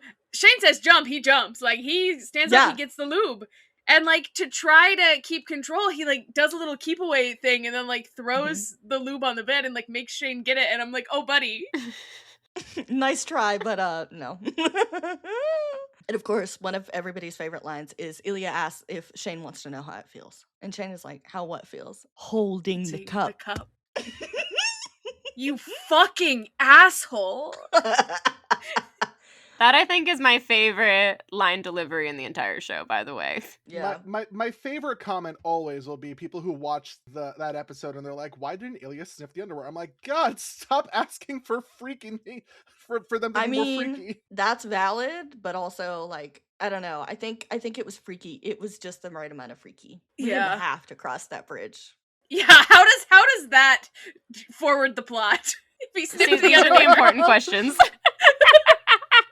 I'm not gonna like read this line, but listeners will know. And listeners, if you do know what I'm talking about, you can put it in the comments. But again, I will say, don't make me out myself as a hoe. Thank you. I love this shit. So, oh yeah, Mal, I can tell that you wrote this note. Yeah, no, there's a lot of I leave a lot of little treasures in the notes, such as every time balls are mentioned, I have to bring it up. The first time I just wrote, balls are kind of an ick for me. I don't know if you could tell that from the like everything about me. And then this time I did like a balls mention throwing up emoji. And my sub bullet point is, do you need a minute? I don't know, like just honestly, like in theory, I don't have a problem with them, but then like when you say the word, I'm just kind of like, ugh. Would you rather get more? You want to get more clinical? You want to say testicles? Honestly, that's better than balls to me. No, but the specific note Camille was referencing here was I said, then Shane's just kind of jorking it for a bit. I'll never get tired of jorking it. Is funny to me. Like, but yeah, I agree. Balls is weird to say, but jorking it, funny. Classic. 10 out of 10. And so Ilya tells Shane to open himself up, which like is symbolism. Oh! Well, yes! But here, taking a step further, Shane's already doing it by the time Ilya says to. Symbolism. And so Shane is both mortified and excited. Yeah. Now read your note. I said he's a bottom, but he's not happy about it. It's that meme of Hudson Williams at the dinner table at the Hollander's cottage making that really grumpy face. Yeah. He's a bottom and he's not happy about it. So the line is, it was undeniably humiliating to be splayed out on the bed like this, Shane's fingers 2 knuckles deep in his own ass, while Ilya Rozanov calmly sipped his vodka and watched everything like he was going to be tested on it later. The only thing that could make the situation more embarrassing would be ... Please, Shane gasped, begged. Again, like they communicate so well when it's sex and consent. Yeah. And there's so much very clear communication, and it is so erotic. Ugh. Also, there's something about, like, there's a weight to Shane finally saying out loud that what he wants is Ilya in this moment. There's something really important to Ilya about, like, hearing Shane say it out loud. Because, say it out loud. Oh, no. Vampire. No! Why did I do that? God, I just as if you could outrun me. There's literally a moment in this book where Shane is like, is Ilya a vampire? Literally in this book, he's like, is Ilya a vampire? And then he's like, no, dummy, vampires aren't real. That's what you think. So But there's something very important to Ilya about hearing Shane say out loud that he wants him, because it's one of those things that we know about Ilya is that, like, he's big on consent, and so hearing Shane say it out loud is very important to him. And I think that's why it's so erotic to him. It's what, like, sends him over the edge, and he's like, fuck it, can't do this anymore. I can't play it cool anymore. Like, I'm losing my shit now. And he starts saying things in Russian. Shane doesn't know whether he's calling him a slut or saying something nice or whatever. And I'm like, hey, And man. Shane says he feels a little slutty in this moment. He Hell feels yeah. wild, and he wants Rozanov's cock in every part of him at once. Shane is outing himself as a hoe right now. As a hoe, as a super bottom. He both like, wants damn. to come right away and not for hours. He wanted to kiss Rozanov and also maybe punch him for being such an arrogant fucking prick. And he hated himself for wanting any of this, but not enough to stop. Never enough to stop. This quote makes me feel insane. Mm-hmm. Kind of in the way of like my joke from earlier where I was like, oh, a true top fears their bottom. Ilya should be afraid of Shane right now because Ilya was just Ilya was going in being like, I'm gonna have him jerk off for me and then we'll have sex. And Shane is like, no, I want more. I want more. I want more than you can fucking give me. And it's like, oh brother, run. Shane is like every hole at once. Please. It feels like it's almost like all of the cognitive dissonance finally breaks him a little. Oh my god, why does this make you feel crazy, Mo? Just the like your unadulterated horniness coming from Shane right now. I'm just like, dude, he's in the process of fucking you and you still like He's need right more. there. This is the type of greed they talk about in the Bible. Whoa! He's literally fucking you and you're like, I need more. Because it's Oh my symbolism, God. Mal. It's It's a hole that will never be filled. Oh my god. Oh my god. There's not enough caulk in the world. CAULK caulk. Are we gonna call this episode something about like the symbolism of sex or something? It's not about the sex, Mal. It's about the character arc. Or it's about the symbolism or like the sex scene furthers the plot or something. It's not about the money, Spider-Man. It's about the Mets, baby. It's about the Mets. Rozanov was breathing heavily as he slicked himself with lube, and damn, Shane loved it when Rozanov lost his ability to stay cool and collected. They were both loud, and if it hadn't been a ridiculously large Las Vegas hotel suite, Shane would have been worried about it. But he felt safe here, so he let himself go. He lets himself go, all right. He gets loud as fuck. Okay. But feeling safe? Yeah, no, listen. For all the cutesy shit, when they're definitely doing things that aren't situationship behavior, at least let me make fun of the fact that, like, yeah, you're letting loose, all right? Shane Yeah. Hollander isn't loose. But I will say that I think this is the first time that Shane says or admits to himself that he feels safe. He makes choices that indicate that he feels safe, but this is the first time that it's like Shane felt safe. He feels safe, and so he's being loud, and he's begging for more. Even though it was embarrassing to be this desperate for Ilya Rozanov. He still thinks of him as Rozanov, though, and not as Ilya. But I'm like, you know what? Yeah. I would be this desperate for him, too. Like, he's a gem. Don't be ashamed. Yeah, One. it is very interesting that, like, the way he even saying, like, the full name, Ilya Rozanov, only happens when he's, like, kind of, like, oh, I can't believe I'm about to suck Ilya Rozanov's dick. Like, I can't believe I'm this down bad for Ilya Rozanov. Like, the only time he brings in the first name is, like, when he's kind of talking about Ilya like an idea. Like, the idea of Ilya. Which is gonna really clash when, Tuna Melt happens and Yeah. and Ilya uses first names and more of like respecting each other, what's the word Tuna I'm Melts looking is for? next, baby. That's the next episode. Tuna Melts is next. This is like, Tuna Melts are soon. I mean, they're not. They're 2 years from now, but like... I do love that he's unashamed. Yeah. And I'm like, where does I guess the regression comes from Tuna Melts, right? Because I keep thinking back to the prologue and thinking The about, prologue like, is before Tuna Melt. is it? Yeah. It's the hookup right before Tuna Melts. So where does the regression come from? For the prologue? Yeah. That's a good question. The prologue almost feels better as like a glimpse into what this thing is rather than like actually fitting within the story to me. Yeah, because I think I said this to Mal at one point. I don't know if Robert was also there, but I was saying that I felt like the prologue to me is the one part where I really felt the rivalry aspect of their relationship. Because I feel like the rest of the book, it's a lot more about the building connection between them, which makes sense. That's what it should be about.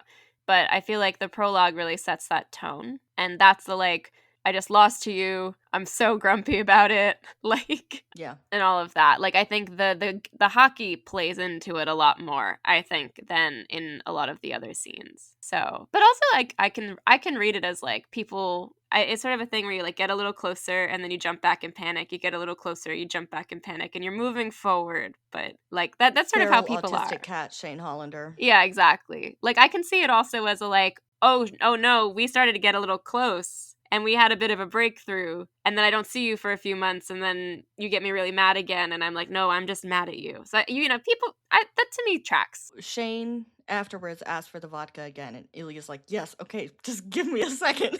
Jesus Christ. So Ilya gets up and brings him vodka and a damp washcloth, and he brings a cigarette for himself. And there's a quote that says Shane didn't even have the energy to lecture him about it, especially since he looked so goddamn sexy. Shane broaches the topic of Russia, and he asks if Ilya likes to go there, and Ilya just shuts it down, and he's like, nah, I need to sleep. Again, the communication breaks down the second it's not about sex. Shane reaches out, Ilya shuts him down. Mm-hmm. And they both feel very safe with each other in certain ways, but emotionally, it's just not there yet.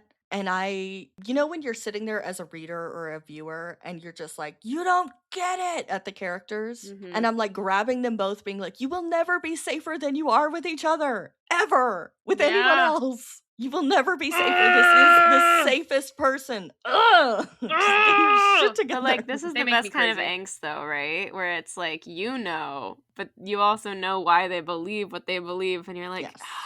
somebody I love when it put makes this sense. person through a lot of pain to make them see. Shake them.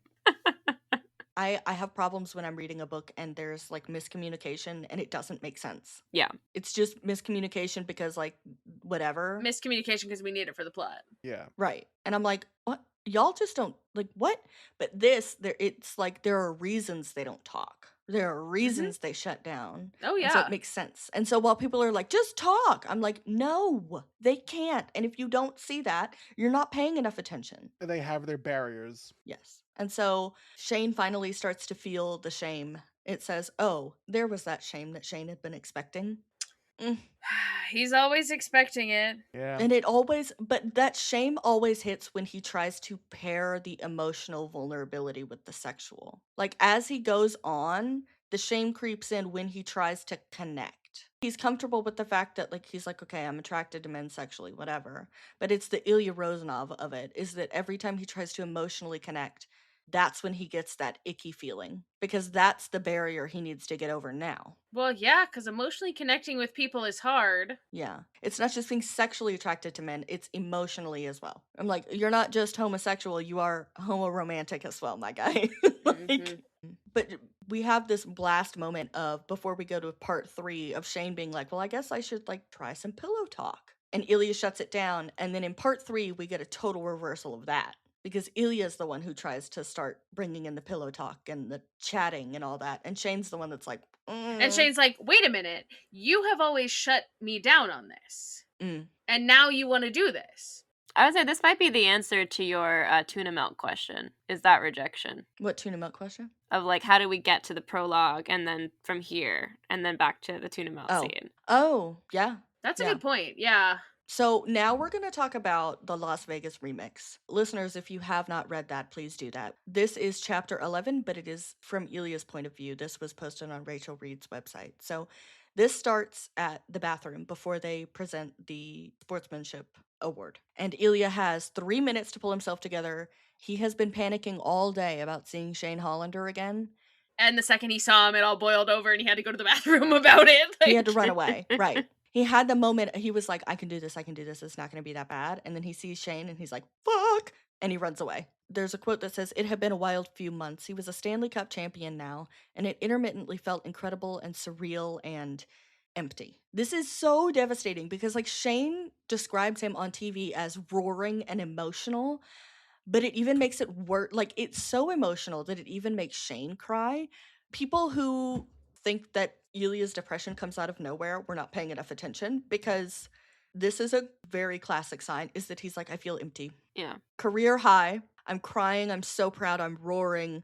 Here we are very shortly after, and I feel empty. It's empty. And he starts thinking about his father and wishing that he didn't have to go back to Russia and that he could just like enjoy summer. Like, people usually enjoy their summers. Give it a couple years, buddy. I literally had a moment here where I was thinking, like, you are going to love summer more than you love the hockey season. Just give it a couple years and you are going to have the best years of your life, the best months of your life in the summer. You will never feel safer and happier than you do in the summer. In summer. Yes. Clown to clown, clown to clown. Incredible.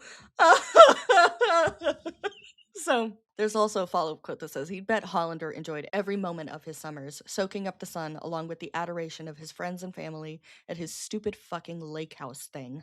Not a care in the world. Yeah, and you will soon too. Has he seen the video at this point? The documentary? No, he has not. Oh, I had a question about this short story, actually, that Yeah. I think one of you might be able to answer. When in the production schedule of the show was this written? Oh, that's a good question. Because this is March 2024. March 2024. I don't think they had started the show yet. They filmed in 3 months, edited very quickly, and released like very rapidly. Yeah, because they like, filmed less than a like year. last summer 2025, right? So I think they were preparing, and honestly, I think that the story could potentially. The reason I'm asking this is because I write theater, and Mhm. actors love to ask me, and directors will love to ask me, like, can you like talk me through what's going through the character's mind in this moment? And I can see, maybe, I don't know when in the schedule, but maybe Jacob Tierney was like, could you write this for me just so I know as the director? Mm-hmm. But Mm-hmm. that might be a reach. She might have just wanted to do that for fun. I had the same thought. It's very possible that Jacob was like, can you give me insight into how Ilya was feeling in these moments? Help me to flesh this out. And then as an author, Rachel Reed was like, yes, absolutely, but also let me put myself in that mindset. Let me put myself into that, you know? So the next quote is, he'd thought about the way Hollander had found him in the stands of the Sweden versus Finland game in Sochi and had asked if he was all right. He'd thought about how strong the urge had been for Ilya to wrap Hollander in his arms and just hold him, pull him against his chest so Ilya could bury his face in his short, glossy hair and breathe him in. It had been so fucking scary, that urge. The way Ilya's heart had skipped when he'd spotted Hollander approaching him, and the way he'd wanted to tell him everything. He's the master of masking. He's very good at masking. And of course, like at this point, Shane has an idea that something is wrong, because he's like, Ilya doesn't look good. He looks like he kind of needs a hug. But I don't think that this is a moment in which Shane ever could have imagined that what Ilya is thinking is, I want to hug him and hold him and tell him everything. Which, like, me on the rooftop screaming, Ilya fell first! Ilya fell first! I literally wrote that in my notes. Yeah. I mean, I think that's undeniable. That's undeniable. And he told himself all day, like, he's going to be fine seeing Hollander, everything is fine. And then he sees him, and it says, Ilya had felt an overwhelming need to hide. He dashed away, hopefully without Hollander seeing him. And he's like, I should just get laid tonight because I would love to stop thinking. Again, this is Shane behavior, running away and hiding. I love to picture... That's David Hollander behavior. Let's go straight to the source. I love to picture Ilya coming in and just being like, nope, and turning right back around the second he sees Shane. I also think we've talked previously about how, like, Ilya can stop thinking about Shane when he's having sex with Shane. And so it's not surprising to me that he's like, I just need to, like, get laid so that I can stop thinking about Shane. Like, even if it's with Shane. But I think he's getting to the point where that's not gonna work. He's making it to the point where it won't work that way. Pretty soon you're gonna like him too much. I mean, you already do, but... And then we get the description of what Shane looks like. So just remember that Shane described Ilya as being, like, so fucking hot, looking like a European fashion model. Ilya described Shane as wearing a tuxedo and a scowl, and his hair was neatly parted on the side like a child who was getting his school picture taken. That's so funny to me. I'm sorry. And so It says, every time Ilya encountered Hollander, whether on the ice or off, he hoped that maybe this time he wouldn't find him so fucking irresistible. He hoped he wouldn't want to watch the irritation in Hollander's dark eyes shift to desire. He hoped he wouldn't want to be thrown against a wall by the man and let him take his anger out on Ilya for a bit. He's like, God damn it, it's still happening. The changing anger How to many desire... concussions do I need to get? The changing, the wanting him to watch the change from anger to desire is interesting to me psychologically. Explain. That's sort of the thing, right? It's like, I want to be able to be myself and piss somebody off and have them still love me and want me. That feels like a core wound for him. Because I think that's the thing, too, with, like, the way he's... I was making notes a little bit later, like the way that Ilya and Shane are competitive are like two different strains of competitiveness. And I feel like in Ilya's case, it's like, I want to prove I'm so competitive, but I have to do it by proving. It's like almost like I can't let myself be seen to be trying though. Like I want to win, but it's only worth it for me to win if I'm not perceived to be trying and not caring about the win. It's got to look effortless. Yeah. Easy, breezy, beautiful. And I think this is that thing, too, of, like, why are these two connected in my head? They're connected. Emily's connected them. You haven't connected shit. Well, I think it's, like, the core wound of, like, trying really hard and still not being accepted. And I think that's how they're connected. Like, being your full self, because that's, like, a deep fear, right? Of, like, what if I do what all the after-school specials tell me to do, and I'm myself unapologetically, and everyone still hates me? And I feel like, I don't know, yeah, it's like the core wound of, like, wanting something really badly, but you've been raised in an environment where you can't show what you want. Mm-hmm. But, I don't know, like, that's why I think, like, enemies... You won't get it if you want it. Yeah, like that... It's not even that it's, like, I want it to look effortless. It's that if I want it, and someone knows that I want it, they will make sure that I do not get it. There's something about, I think, enemies to lovers specifically, I think scratches itches for many people, myself included, because it's like, this person has every reason to hate me, and this person, above all others, knows all of my deepest flaws, but they love me. Mm-hmm. I think there's also something to be said for the fact that Ilya is like, how far can I push you and you will still come back? Yeah. Mm-hmm. Joke's on you, Ilya. That boy is a yo-yo. Yeah. Like it's how much of a dick can I be, and you still want this dick? It's just it's very much like it's an unintentional test that he's posing for Shane. And then they go out onto stage. Ilya's very nervous about having to read English. He takes several photos, and he says it was stupid wanting to have them, but that didn't stop him. He did want the photos, even if Hollander's face was all tight with disapproval. Even if Hollander never wanted to touch him again, Ilya would have these photos.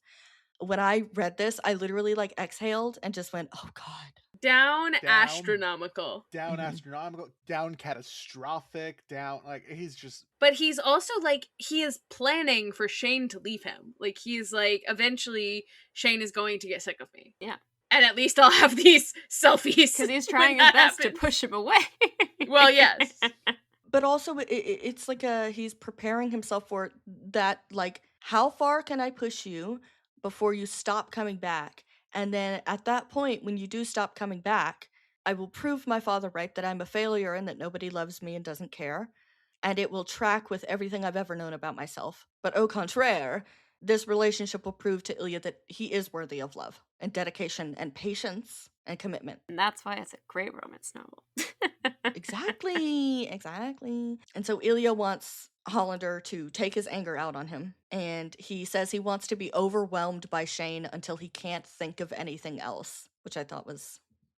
Shane goes to the bathroom. Ilya counts to 10. I was gonna make a stupid joke about how it's giving very Marvel, I want to use the stones to destroy the stones. So Shane goes to the bathroom, Ilya counts to 10, and then follows him. And there's a quote that says, Ilya barely managed to lock the door behind him before he had Hollander pressed against a wall. Hollander's dark eyes gleamed with anger and lust, a combination that Ilya had never been able to resist. A combination that Ilya had missed. He'd missed him. He missed him! He missed him! He missed him! The last time he saw him, he was like, God, I just want to hug him. I want to hold him. And I want to tell him everything. I think that's very significant that he wanted to tell Shane everything. And it scared him so bad he didn't text him for 5 months. But now he missed him. And he thought about him every day. God, that's crazy. We get the whole, like, dick sucking exchange. We won't go through all that again. But I love that Ilya is thinking, this definitely wasn't going to happen in this gross bathroom. But Ilya kept his expression neutral and hummed softly as if considering the offer. No, I will not do anything to you in here. Ilya was suddenly struck by a fantastic idea. I'm like, oh, you came up with this, like, right now on the fly? But the reasoning behind that is, we've talked about this when we talked about the show, is part of the reason that Ilya is saying no here is because he's like, this is not enough time. On my knees in a bathroom is not enough time. I need more time. I need more time with him. So I need to mastermind something. I have to come up with something. And he says he you know, if you win, lays out the whole thing, and then he says the internal monologue says he would say yes to this. He wouldn't be able to resist such an offer, not when Ilya had made it a competition with a winner and a loser, because he knows Shane. Yeah, it literally says he knows this man so well without really knowing him at all. Can I make a really bad joke? Yes. Yeah. This is why they're not verse. There must always be a top and a bottom. Yes. There's always a winner and a It's loser. There's always a top and a symbolism. bottom. I'm sorry if that was homophobic. I apologize to a host of communities. You can be a little homophobic as a treat. It's fun. So he kisses Hollander, and it says it was hard and messy and probably more urgent than Ilya would have liked. It still wasn't the way he wanted to kiss Hollander, but if he kissed him the way he wanted to, a slow exploration of Hollander's mouth that would provide Ilya with enough memories to get him through the long summer ahead, they would never leave this bathroom. It was fucking stupid. This is very reminiscent of their other Vegas kiss. He wants those memories to get him through the summer. He needs that final kiss. He needs a kiss. He needs a kiss. Give me a kiss. He always needs that final Hollander interaction to get him through the long, cold summer. But he also needs Hollander to be pissed off at him when he kisses him. That final kiss has to be Hollander's pissed at me, because it puts that emotional distance there Otherwise, for him. it's too tender. Otherwise, he's gonna do something crazy like text him or call him. Although, you know, it's interesting you bring that up in light of the very iconic way this all ends. Right. Which is they don't kiss. Yeah. But this is right before that, and it's like this emotional, there's this emotional peak here in a way. So this is really important. We don't really get this other than in this POV, is that Ilya is nervous while he's waiting for Shane. This is why his shirt is unbuttoned, he's not wearing shoes. It's not because he's like, look how fly I am. It's because he goes up to his hotel room and he's overheating. He's freaking out. I enjoyed him counting and deciding specifically how many buttons were going to be unbuttoned. Looks in the mirror and is like, nah, I need another one. Not slutty enough. Hookups didn't ever make him nervous, and Hollander was just a hookup. More interesting, maybe, than other people Ilya slept with. More fun to tease, and yes, hotter, objectively. But still, there was no reason for the butterflies in Ilya's stomach. And I'm like, okay, he literally is like, he's just a hookup, except for the fact that this and this and this and this and this. I feel like if you need it's very reminiscent of the... Go ahead. I was going to say, I feel like if you need to say he's a hookup, but then it's not a hookup, man. Like the second you say but or well or whatever, no, that's it. Game over. It's reminiscent of his stupid mouth and his stupid freckles and his stupid eyes and his stupid this and his stupid that, you know. It's just evolving. It's not as superficial as it used to be. So he wants to seem in control of himself. So he just starts like sheds the jacket, sheds the bow tie, unbuttons the shirt, all this kind of stuff. And then he gets a text from Jane to say, here, and the butterflies settle. It's the anticipation, it's the lead up that's scary to him because he doesn't know what's happening. And then as soon as that like click back into our roles, as soon the as he can be sure settle. that Shane is coming, yes, then they can get ahead on coming. So when Ilya tells Shane to strip and Shane starts folding his clothes, which is, here it is. Here it is. It is in the books. To Ilya's delight, he obeyed immediately and in a very Shane Hollander way. Each piece of his suit was folded flat and draped over the back of the sofa, as if he'd need to wear the tuxedo again tomorrow or something. Ilya watched him, finding the whole thing more amusing than seductive. Liar. You love when that little freak folds his clothes. Yes, it's more amusing than seductive, but like he finds it seductive because it's amusing and because he finds is in it love so with him. endearing. Yeah. He's so endeared. And so, I don't think this is serious, but when Shane's like, the windows, the line is, so much for fucking Hollander against the window with the Vegas strip stretching out beneath them. Oh well, Ilya had lots of ideas. Which I guess calls back to my earlier question of like, how well did Ilya have this all planned out? He had it planned out. He had many plans. Oh, yeah. He brainstormed. I think, Yeah. Well, I think, in the cold 5 months that they didn't talk to each other, he kept himself warm at night by thinking of all the things he wants to do to Shane Hollander. And he tells Shane to get on the bed, and when Shane does, Ilya is like, oh, I'm having the feelings again, and that's why he leaves the room. He leaves, he goes to get a glass of vodka, chugs it, gets another glass of vodka. He's like, I gotta, he's like, I can't freak out in front of him. I gotta, like, take a breath. No, he's so real for this because, like, you read the scene in the book and you're just like, wow, Ilya, calm, cool, and collected, like, until, he's not, but it's just like, wow, this guy he's not fazed by anything. And then he's actually just running off stage at every possible opportunity to be like, oh my god! I'm just glad to know that Ilya took my advice and he's afraid of his bottom. I, in my head, at this next bit, I just want you guys to imagine that I'm like Regina George when she goes home and she's just screaming for like a full minute. And she's like ripping things and pushing things around. Pulling and, out like, the barn book. out. This girl is the nastiest skank bitch. Yeah. Yeah, that's how I feel. Like that screaming for a solid minute. That's how I feel about this next passage, okay? He shouldn't have invited Hollander to his room. They'd managed to avoid each other for months, and Ilya could simply have let that continue forever, because that was what made sense. Shane Hollander sprawled out on Ilya's bed, offering himself as a fucking prize, did not make sense. The way Ilya was more tempted to gather Hollander in his arms and hold him all night than fuck him didn't make sense. The way Ilya knew that if he kissed him, he would never stop didn't make sense. Yes, it That's does. why he doesn't kiss him, is because he's like, I won't stop. It's intentional. In love. He's in love. He is so touch-starved. Well, because when's the last time somebody held him that actually cared about him? His mother? His mom. We were at brunch today, and when Shane climbs into his lap in episode 5 and holds him, somebody next to me went, this is their first hug. And I was like, okay, oh, who said that? I was like, I'm gonna kill you. Who said I that? will fight you. I literally said, does anyone know how to get to the roof? And Ilya says that he needs to be careful tonight. And I, like, again, this is why they don't kiss, but I also believe still that if Shane had texted Ilya or said we didn't even kiss, like, we have seen how shaky Ilya's composure is here. Mm-hmm. He is holding up for dear life. And so if Shane had said something out loud, oh, he would have done it. He would have gone he running would have down done that hotel hallway and been like, Hollander, you forgot your kiss. Mhm. How dare you fucking say that to me? Regina George down the hallway. So when Shane agrees to his little touch yourself bit, Ilya says he wanted to pump his fist in celebration, but he kept his cool. And then Ilya was having a great time now. He'd forgotten how much fun it was with Hollander.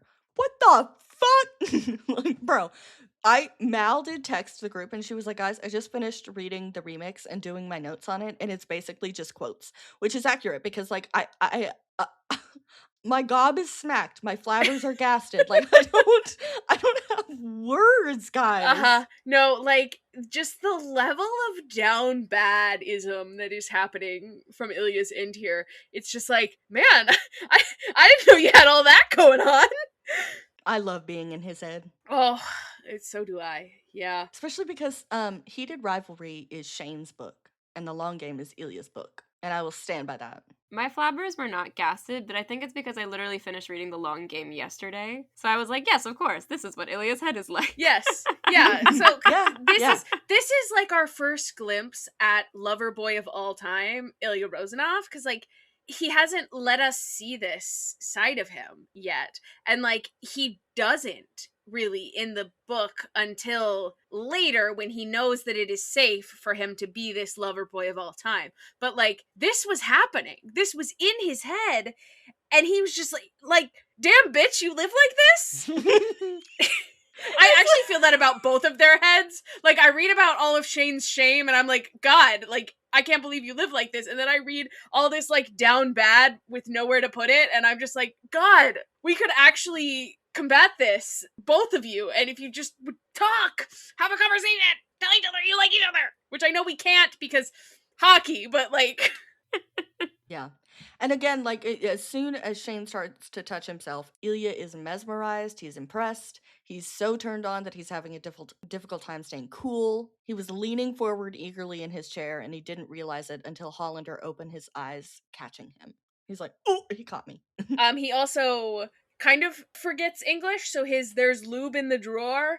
He's like, this is somewhat haltingly because he almost forgot the English words drawer and lube and the. Yeah.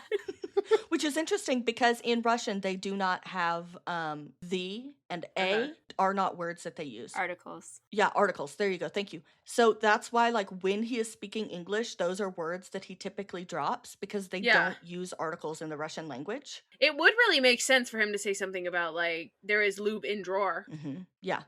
So this line I highlighted is he definitely wasn't the one in charge anymore. Yeah, no shit, buddy. Ilya Rozanov in fear of his bottom. Let's go. Hollander said, "Get it for me." Ilya got it for him. In an attempt to regain some control, Ilya childishly pulled the bottle away as Hollander reached for it, then tossed it on the bed and delighted in watching Hollander angrily retrieve it. Ilya? And then he says the thing about the Stanley Cup because he wants Shane to be angrier. Yeah. He's like, I know just what'll get him. Loser. Yeah. And like he loses composure entirely when Shane starts begging him to fuck him, and that's when he starts kind of rambling in Russian. Oh my god. So he says, yeah. Camille needs to take a lap. So here's the quote. English left Ilya. Everything left Ilya except raging lust and something sharper and more painful that he needed to ignore. Why does it have to be you? He said aloud in Russian. Why are you so perfect? It's fucking awful. Loverboy Ilya Rozanov, but only in Russian right now. And he will remain Loverboy in only Russian for a while. Stop. Because, hold on. Because I want to compare this to Shane's POV. I think it was something like he could have been insulting him, or he could have been saying something nice. He had no idea. Right. He could have been calling me a slut for all I know. No, he's calling you perfect. Rozanov buried his fingers in Shane's hair and murmured something in Russian. Shane didn't know if Rozanov was saying something encouraging or reverent, or maybe he was calling Shane a slut. So the first two, I think he's picking up on the tone. Yes. God! Literally. So... I loved this. He was wondering if Hollander might have been sent as some sort of a test from God, something that Ilya was supposed to resist, when Hollander wrapped his lips around Ilya's cock. Sorry, God. That was my favorite line in this. I love it. I mean, I love it! I would love to see more of, like, Ilya's relationship with Faith, because obviously, like, he wears the crucifix all the time, which is, like... He does believe in God, I believe. I'm like, it's an odd thing to do if you have no relationship with God. I mean, no matter whose necklace it was. Give me more Catholic guilt from Ilya and my life will be yours. Well, and I'm just, a lot of queer people, me, have a lot of, like, religious stuff to work through that they are currently working through. Like, I don't know, I would be interested to see more of Ilya exploring all that. Are you religious? Shane asked, or do you just wear this? I don't go to church anymore. But you believe in God? Yes, I think so. And then Ilya asked Shane if he thinks that it's silly. And Shane's like, no, I'm just surprised. After the sex scene, when Shane asked for the vodka, Ilya doesn't want to get out of bed because he's like, this is going to be over when I get up. Like, it says, Hollander wouldn't be smiling at him, gorgeous and spent. He'd get dressed, he'd leave. Ilya would be alone. He let himself look at Hollander, trying to memorize every detail of that moment. He wanted to kiss him. He wanted to roll on top of him and kiss him until they both fell asleep. He wanted to kiss him in the morning and all day tomorrow. Ilya, stand up! Stand up! No! No! It hurts me so much that Ilya wanted to have, like, more time with Shane, and he just ends up kicking Shane out because, again, he's self-hatred. Oh, he'll hurt me. Oh, he'll leave me anyway. Might as well get ahead on that. It hurts. Let's tuck this away to compare to tuna melt. Okay. And the reason that Shane leaves when we talk about tuna melts Yeah. next week. So Shane starts to ask about Russia at this point, and Ilya talks about how Hollander may as well have stabbed him. And he says he could practically feel the blade twisting, tearing up his insides.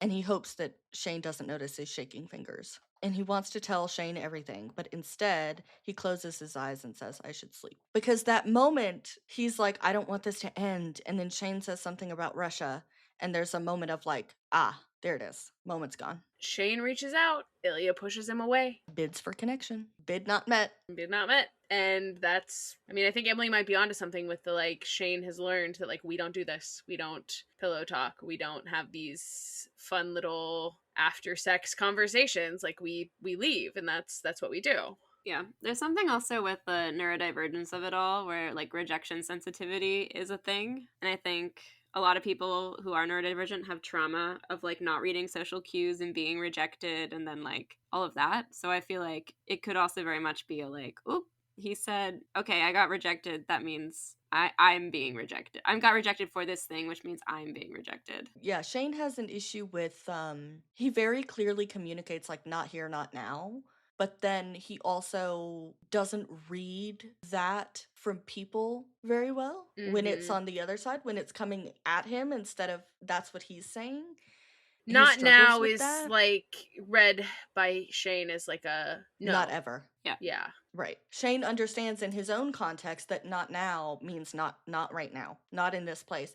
But then when someone else says that to him, it's very much a never. Totally shut down. It's a never. Which, yeah, I absolutely would say that it's definitely like some sort of a rejection sensitive dysphoria. Yeah. For sure. Then Ilya keeps his eyes closed so he doesn't need to watch him leave. I love how Rachel Reed was like, what if I gave Ilya all of the down bad tropes in one chapter? Hell yeah. Good for her, honestly. She knows what the people want. Hell yeah.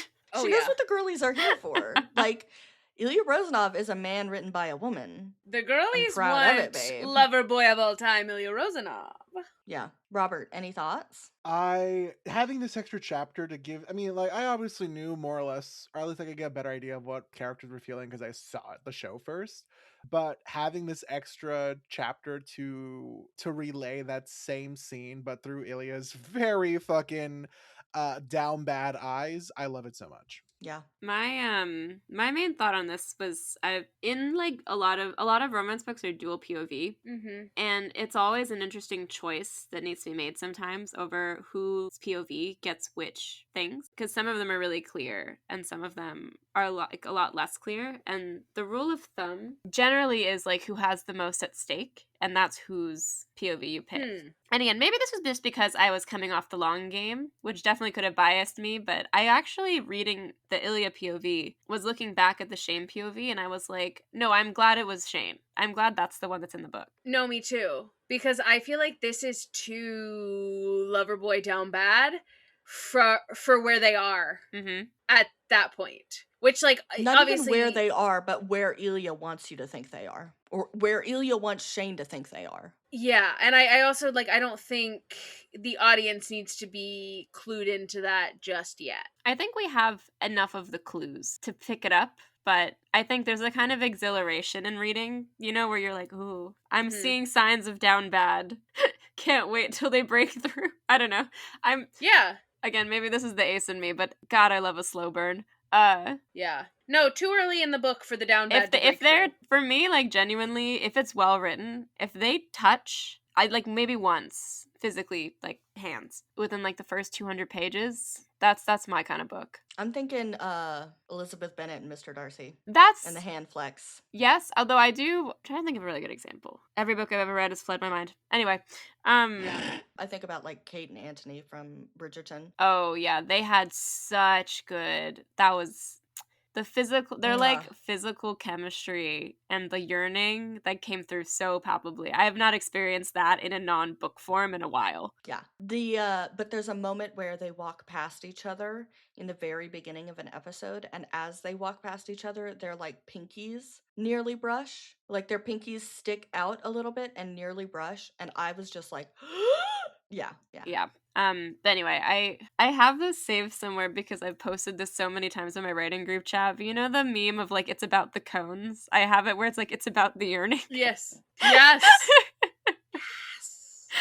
It's about the cones. But I also felt like reading this kind of clarified to me why Shane's POV mattered in the actual book. Because I felt like this was a scene in which Shane actually did have more at stake. Because this was the scene where he kind of needed to be pushed out of his comfort zone for realsies for them to move forward. And I think that's the real kind of like progression of the scene where it's like it changes their dynamic subtly but profoundly. I think that it's important for Shane to see the effect that he has on Ilya when he's not even touching him. I also think that it's important for Shane to I think it was important for them to have that moment of Ilya being across the room and Shane almost having an experience where he is getting to be a sexual being without having someone physically manipulating him in certain ways. Yeah, Right. like He he's got kind of to pushed embody into his own sexuality. Yeah, like he's pushed into agency, which I think he needs to do because they're hitting a point where he has to start instigating if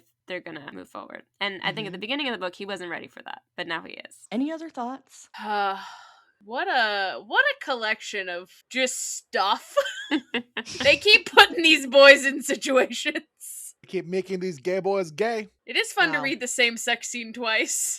But like I never thought I'd hear you say that. no, okay. I poke fun at the sex scenes, but it's like it's all in good fun, and I wouldn't be here if I Yeah. wasn't actually having fun. Like Yeah. Well, next time we are going to talk about chapters 12 and 13. gonna melt some tuna. Still haven't had a tuna melt. It's not the tuna that's melting. Oh my god, can I make an embarrassing admission? Yes. I just learned this week what a pylon was. I didn't know that's what they were called. I don't know what a pylon is. Like a traffic cone. What? Oh. They're called pylons. Well, pylons are Pylons. I thought you were about to say, "Can I make you a tuna melt?" And I was gonna be like, "No, that's too intimate, Camille." Or the tuna melt is fine, but if you call me by my first name, so help me God, I will get out of there so fast. I'm gonna make her a tuna melt and call her Mallory. You call me by my full name, and I'm like, "Am I in trouble? Are you my mother?" I will also say now that I finished the long game, Ilya Rozanov really made it so far, but he finally did my biggest ick. What? I cannot stand pet names. I hate them. Sweetheart? I hate it. It makes me cringe. He says sweetheart in Heated Rivalry, but I love sweetheart. That one is the most tolerable. Oh, you mean like my tomato and my... No, I mean like all of them. No, the Russian What are you, nouns. Hudson Williams? The Russian nouns are good. I think that's so funny. My lawnmower is my favorite. No, Yeah. when no, it's like, a if bit, someone I'm fine. called me like pet names, like if someone ever tried to call me baby, I would throw. No, up in my I would mouth. lose it. I would be like, I'm instantly, whatever was happening here is no longer happening. I read a fic yesterday where he calls Shane something, and Shane's like, oh, and then he goes, toothpaste? And he's like, yes. I think it's fine if it's a bit or if it's like actually their name in some way, but like that was why I could not. I think it was like Breaking Dawn. They just start calling each other love the whole book, and I literally was like, I can't deal with this. Yuck, yuck, yuck. I love pet names. Ew, ew, ew, ew. Robert uses pet names with Mac. Yeah, honestly, the peak and cringe of being in a long-term relationship is when your nicknames of like babe or whatever, they devolve into incoherent words, so we call each other bubsies. Mm-hmm.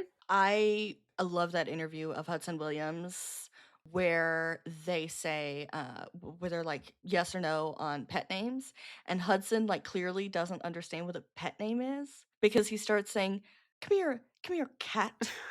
And I'm like, he has no fucking clue what, because He could have been trying a bit. maybe, but also, so Connor calls his sister Bunny, and he's like, well, I call my sister Bunny. And he's like, yeah, but like, that's fine. But like, come here. Hey, cat. Hey. And I'm like, what? But he seems so serious about it too. Hey, Emily, thanks for being here. We were glad to have you. If you'd like to tell everyone again what you do on the internet so that they can find you. Thank you for having me. This was a lot of fun. You can find me on Instagram at Emily J. Garber, and you can find my Percy Jackson podcast, where I do a whole lot of yapping about literature, but not sex scenes. Well, you've done that now. Notoriously not a lot of those in the Percy Jackson No. series. Zero, No. one may say. But you can find my podcast, Monster Donut, on all podcasting platforms. And you can find us on social media at PGOPod on pretty much every platform. We're still doing interviews with the Percy Jackson show creator people that are being posted sort of as sporadically as we get them, because schedules are schedules. And yeah, if you're a Percy Jackson fan, go find Emily on the internet. Ayo. Yeah, if you want to hear me talk about the Olympics, I'm pretty sure I did that one time. I don't know. Anyway. Well, if that's all, so long, fellow losers. The Pit Crew podcast is created and produced by us, Robert, Mal, and Camille. This episode was edited by me. You can find us on TikTok, Threads, and Instagram at Pit Crew Podcast. If you'd like to support our other projects, our socials are linked in the show notes. Our art is by Rand Pacoca. He can be found on Instagram at Rand Pacoca. All patient questions and concerns can be emailed to pitcrewpodcast@gmail.com. Now, this isn't a Taco Bell, but we do appreciate a 5-star rating and review wherever you get your podcasts. Be sure to schedule a follow-up appointment with a nurse before you go. See you next time.